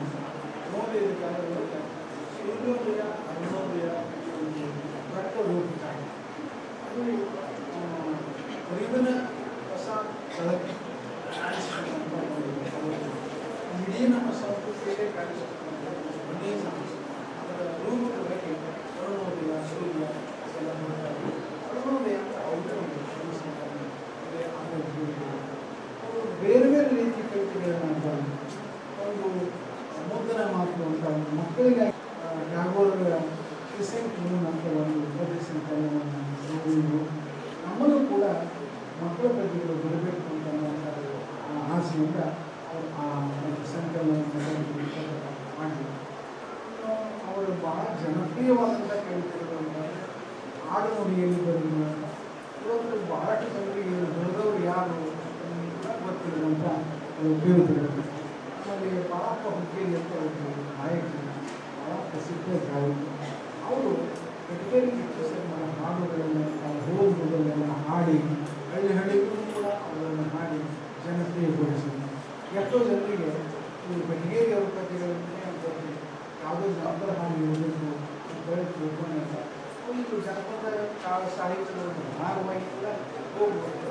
ನಮ್ಮ ಕಡೆ ಜನಪ್ರಿಯ ಆಗಿರುವುದನ್ನು ನಾವು ನೋಡ್ತಾ ಇದ್ದೀವಿ. ಯಾಕೋ ಹುಬ್ಬಳ್ಳಿ ಧಾರವಾಡ ನಮ್ಮೂರ ನಮಗೆ ಪಾಡ ಅಂತ ಹಾಡು, ಸಂತೆಗೆ ಹೋಗಿ ಅವನು ಸಂತೆಗೆ ಬಂದಿದ್ದ, ನಾನು ಬೆಳ್ಳಿಯ ತಂದೀನಿ ಸಂತೆಗೆ ಹೋಗಿದ್ದ ಅಂತ ಅನೇಕ ಹಾಡುಗಳು ಇವತ್ತು ಜನಪದ ಹಾಡುಗಳ ಥರ ಬಳಕೆ ಆಗ್ತಾ ಇರೋದು ನಾವು ನೋಡಿದ್ವಿ. ಅದರಿಂದ ಇವತ್ತು ಕವಿ ಅವನ ಹೆಸರೇ ಮಾತು ಹೋಗಿ ಅವನ ಕಾವ್ಯ ಮಾತ್ರ ಕೊಡ್ಕೊಂಡು ಭಾಳ ಅಪರೂಪದ ಒಂದು ಸ್ಥಿತಿ. ಇವತ್ತು ಬೆಟಗೇರಿಯವರ ಹೆಸರು ಕೂಡ ಆ ರೀತಿ ಹೋಗಿ ಜನರ ಬಾಯಲ್ಲಿ ಆ ಕಾವ್ಯ ಉಳ್ಕೊಂಡು ಏನರೇ ಒಂದು ಹಾಡು ಇನ್ನೂ ಯಾಕೆ ಬರಲಿಲ್ಲ ಹುಬ್ಬಳ್ಳಿಯ ಅದು ಕೂಡ ಅದು ಯಾರು ಬರೋದು ಮಾರ್ಗವನ್ನು ಜನ ಆಡೋದು ಜನರೇ ಅವ್ರ ಮೇಲೆ ಮಾಡಿ ಸಾಕ್ಷಿ ಸಿಗ್ತಾ ಇದೆ. ಅದರಲ್ಲಿ ಎಮ್ಮೆ ಮೇಲೆ ಹೋದರೆ ಎಮ್ಮೆ ಮೇಲೆ ಕೊಟ್ಟು ಅಪರ ಹಾಡು ಆ ರೀತಿಯಾಗಿ ಜನರ ಹಾಡುಗಳ ಆಗುವಂಥ ಒಂದು ಸ್ಥಿತಿ ಬೆಟಗೇರಿಯವರು ಹೀಗೆ ಅನೇಕ ಪ್ರಯೋಗಗಳನ್ನು ಮಾಡಿದರು. ಜೊತೆಗೆ ಅನೇಕ ರೇಡಿಯೋ ರೂಪದಲ್ಲಿ ಅವರು ಸಾಕಷ್ಟು ಪ್ರಚಾರಕ್ಕೆ ಧಾರವಾಡ ಆಕಾಶವಾಣಿಯಿಂದ ಅವರು ಪ್ರಸಾರ ಮಾಡ್ತಾ ಇದ್ದಾರೆ. ಅವರು ಬರುವುದು ನೋಡ್ತಾರೆ. ಅದ್ರ ಜೊತೆಗೆ ಅವರು ವಿಶಿಷ್ಟವಾದ ವಿದ್ವತ್ತನ್ನು ಕೂಡ ಅದರಲ್ಲೂ ವಿಶೇಷವಾಗಿ ಹಳೆಗನ್ನಡ ಕಾವ್ಯದ ಅಭ್ಯಾಸ ಧಾರವಾಡದಲ್ಲಿ ಅನೇಕ ಸಲ ಕಾರ್ಯಕ್ರಮಗಳನ್ನು ನಡೆಸ್ತಾರೆ. ಒಂದು ಅಂದರೆ ಯಾರಾದರೂ ಕುಮಾರವ್ಯಾಸರ ವಾಚನ ಮಾಡಬೇಕು, ಬೆಟಗೇರಿ ವ್ಯಾಖ್ಯಾನ ಅಂತ ಅನೇಕ ಕಾರ್ಯಕ್ರಮಗಳು ನಾವು ಹಾಗೆ ಪುರಂದರದಾಸರ ಕೀರ್ತನೆಗಳನ್ನು ಸಂಗ್ರಹ ಮಾಡಿದಂಥ ಒಂದು ದೊಡ್ಡ ಕೆಲಸ ಮಾಡಿದ್ದಾರೆ. ಒಂದು ನಮ್ಮ ಸ್ನೇಹಿತರು ಓದಿನ ಅಂತ ಚಿಕ್ಕೋಡಿಯಲ್ಲಿ ಕನ್ನಡ ಪ್ರೊಫೆಸರಾಗಿದ್ದಾರೆ. ಅವರಿಗೆ ಸಾಹಿತ್ಯ ಪ್ರಶಸ್ತಿ ಕನಕದಾಸರ ಪರಿಬಂಧ ಸಾರ ಅಂತಕ್ಕಂಥ ಒಂದು ಕಾವ್ಯವನ್ನು ಕನ್ನಡಕ್ಕೆ ಗದ್ಯಕ್ಕೆ ಅನುವಾದ ಮಾಡಬೇಕು ಕೆಲಸ ಮಾಡ್ತಾರೆ. ಗದ್ಯಾನುವಾದ ಮಾಡುವಾಗ ಅನೇಕ ಪ್ರಾಬ್ಲಮ್ ಬರುತ್ತೆ. ಕೆಲವು ಶಬ್ದ, ಕೆಲವು ಎಕ್ಸ್ಪ್ರೆಷನ್ಸು ಏನು ಮಾಡಬೇಕು ಅಂತಂದರೆ ಚಿಕ್ಕೋಡಿಯಿಂದ ಧಾರವಾಡಕ್ಕೆ ಬರ್ತಾರೆ. ಧಾರವಾಡಕ್ಕೆ ಬಂದು ಬೆಟಗೇರಿ ಕಿಚ್ಚುಸೇನರನ್ನು ಬರ್ತಾರೆ. ಬೆಟಗೇರಿಯವ್ರಿಗೆ ಆಗಲೇ ಆರೋಗ್ಯ ಸರಿ ಇದೆ, ಅವರು ಪ್ಯಾರಾಲಿಸಿಸ್ ಆಗಿ ಆಗಲೇ ಹಾಸಿಗೆ ಇದೆ. ಅವರು ಕೂಡ ಅವರ ತಲೆ ಇನ್ನೂ ಭಾಳ ನಿಶ್ಚಿತವಾಗಿಯೇ ಇವರು ಅವರ ಹತ್ರ ಕೂತ್ಕೊಂಡು ತಮ್ಮ ಡಿಫಿಕಲ್ಟಿಗಳನ್ನು ಅವರನ್ನು ಕೇಳಿ ಪರಿಹರಿಸಿಕೊಂಡು ಬರ್ತಾ ಇದ್ರು. ಹಾಗೆ ಅವರು ತಮ್ಮ ಗದ್ಯಾನುವಾದವನ್ನು ಪೂರ್ತಿ ಮಾಡಿ ಅದನ್ನು ಅವರು ನಾಲೆಜ್ ಕೂಡ ಮಾಡಿದ್ದಾರೆ. ಬೆಟಗೇರಿ ಕೆಲಸ ಸಹಾಯ ಇವೆಲ್ಲ ಅವರು ಸ್ವತಃ ಬೆಳೆಸ್ಕೊಂಡ ತಿಳುವಳಿಕೆ ಒಂದು ರೀತಿಯಲ್ಲಿ ಬೆಳೀಬೇಕು, ಗಟ್ಟಿಯಾಗಬೇಕು ಅನ್ನುವಂಥ ಒಂದು ಹಠದಿಂದ ಸಾಧನೆ ಮಾಡಿದ್ದಾರೆ. ಸಂಪಾದಿಸೋದು ಹಾಗೆ ವಿದ್ಯಾರ್ಥಿಗಳು ಅವ್ರ ಜೊತೆಗೆ ಬೇಂದ್ರೆ ಅಂತ ಹೋಗಿರ್ತಾರೆ, ಗೋಕಾಕ್ ಅಂತ ಹೋಗಿದ್ರು, ಮುಗುಳಿ ಅಂತ ಹೋಗಿದ್ರು. ಎಲ್ಲ ಪ್ರೊಫೆಸರ್ ಆಗಿ ಎಲ್ಲೋ ಆಕ್ಸ್ಫರ್ಡ್ಗೆ ಹೋಗಿ ಪುಣಾಕ್ಕೆ ಹೋಗಿ ಮಾಡ್ಕೊಂಡು ಬಂದರು. ಇವ್ರ ಜೊತೆಗೆ ಕಂಥವ್ರು ನಾವೇನು ಮಾಡೋದು ಪಥ ಕೊಡೋದು, ಅವ್ರಿಗೆ ಯಾವುದರಲ್ಲೂ ಕಡಿಮೆ ಆದ ಹಾಗೆ ನಾವು ಕೂಡ ಬೆಳೀಬೇಕು ಅಂತ ಸಂಪಾದಿಸಿದವರು ಕಾವ್ಯಸಭ ಭಾಷಾಶಾಸ್ತ್ರದಲ್ಲಿ ಮತ್ತು ಸಂಶೋಧನೆಯಲ್ಲಿ ದೊಡ್ಡ ಹೆಸರು ಅಂತ ನಾವು ಅವ್ರನ್ನ ತಗೋತಾ ಇದ್ವಿ. ಅವರು ಯಾವುದೇ ಎಮ್.ಎ. ಮಾಡದೇ ಇದ್ರು, ಯಾವುದೇ PhD ಮಾಡದೇ ಇದ್ರು, ಅನೇಕ ವಿಶ್ವವಿದ್ಯಾಲಯಗಳು ಅವರಿಗೆ ಆಂಧ್ರವಿ ಡಾಕ್ಟರೇಟ್ ಅಂತ ಬೆಟಗೇರಿಯವರು ಕೂಡ ಕರ್ನಾಟಕ ವಿಶ್ವವಿದ್ಯಾಲಯ ಒಂದು ಆಂಧ್ರವಿ ಡಾಕ್ಟರೇಟ್ ಅನ್ನು ಕೊಟ್ಟು ಗೌರವಿಸುವಂಥ ಕೆಲಸಗಳನ್ನು ಮಾಡಿ ಹೀಗೆ ಧಾರವಾಡದ ಸಾಂಸ್ಕೃತಿಕ ವಾತಾವರಣವನ್ನು ನಿರ್ಮಾಣ ಮಾಡುವುದರಲ್ಲಿ ಭಾಳ ದೊಡ್ಡ ಕೆಲಸ ಮಾಡಿದಂಥ ಒಬ್ಬ ರೈತ. ಅವನ್ನೆಲ್ಲ ನಾವು ಭಾಳ ಗೌರವದಿಂದ ನೋಡ್ತಾ ಇದ್ದೀವಿ. ಈಗಿನ ಜನ್ರೇಷನ್ಗೆ ಹುಡುಗಿಯವರಿಗೆ ಅವ್ರ ಬಗ್ಗೆ ಗೊತ್ತಿಲ್ಲ ಅಂತ ಅದ್ರ ಬಗ್ಗೆ ತಿಳುವಳಿಕೆಯನ್ನು ಮೂಡಿಸುವಂಥ ಒಂದು ಕೆಲಸವನ್ನು ಬೆಟಗೇರಿ ಕೃಷ್ಣೇಶ್ವರ ಟ್ರಸ್ಟ್ ಅವರಿಗೆ ಸಂದೇಶವನ್ನು ತಿಳುವಳಿಕೆಯನ್ನು ಇಲ್ಲಿ ನಡೀತಾ ಸಾರ್ಥಕವಾದ ಈ ಕಾರ್ಯಕ್ರಮವನ್ನು ಆಯೋಜಿಸಿ ಈ ವಿದ್ಯಾರ್ಥಿಗಳಿಗೆ ವಿಪರೀತವಾಗಿ ನಡೆಸಿಕೊಡ್ತಾ ಇರಬೇಕಾಗಿ ಇಲ್ಲಿ ಕಾಲೇಜಿನ ಪ್ರಿನ್ಸಿಪಾಲ್ಗಳನ್ನ ಅವರ ಸಹೋದ್ಯೋಗಿಗಳನ್ನು ಮತ್ತು ಈ ವ್ಯವಸ್ಥೆಯನ್ನು ಮಾಡಬೇಕಾದ ರಾಘವೇಂದ್ರ ಪಾಟೀಲ್ ಪೂರ್ವಕವಾಗಿ ವಿನಂತಿಸಿ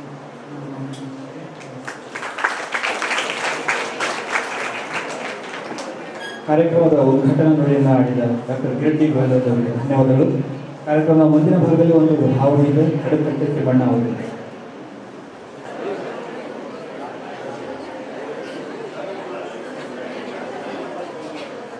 ತಾಯಿ ಬಗ್ಗೆ ಒಂದು ಗೀತೆಯನ್ನು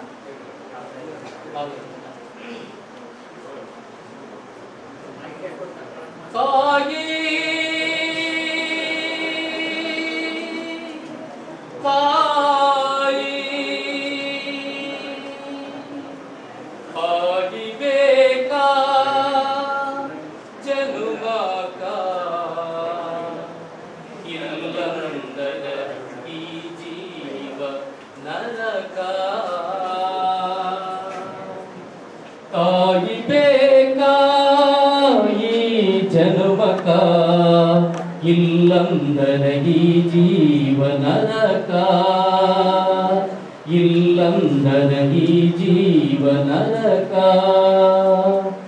ಹಡೆದಂತ ಮಕ್ಕಳ ಮುದ್ದಾಗಿ ಸಾಕಾಕಿ ಮಕ್ಕಳ ವಲಸಿಗೆ ಹೇಸಿಗೆ ಇಲ್ಲದಾಕಿ ಹಡೆದಂತ ಮಕ್ಕಳ ಮುದ್ದಾಗಿ ಸಾಕಾಕಿ ಮಕ್ಕಳ ವಲಸಿಗೆ ಹೇಸಿಗೆ ಇಲ್ಲದಾಕಿ ಬಿಸಿ ನೀರ ತಾಕಾಸಿ ಹಿಕ್ಕಿ ಹಿಕ್ಕಿ ರೊಟ್ಟಿಯ ಸತ್ತಿಲ್ಲದೆ ಬಡಿಯಾಗಿ ಗಟ್ಟ್ಯಾದ ಹಾಲು ಉಪ್ಪುಳಿಸಿ ಕಾಸಾಕಿ ಹಿಕ್ಕಿ ಹಿಕ್ಕಿ ರೊಟ್ಟಿನ ಸತ್ತಿಲ್ಲದೆ ಬಡಿಯಾಗಿ ಗಟ್ಟ್ಯಾದ ಹಾಲು ಉಪ್ಪುಳಿಸಿ ಕಾಸಾಕಿ ತುಪ್ಪವತ ಹಾಕಿ ತುತ್ತ ಮಾಡಿ ಉಣಸಾಕಿ ತುಪ್ಪವತ ಹಾಕಿ ತುತ್ತ ಮಾಡಿ ಉಣಸಾಕಿ ಮಕ್ಕಳ ರೂಪ ನೋಡಿ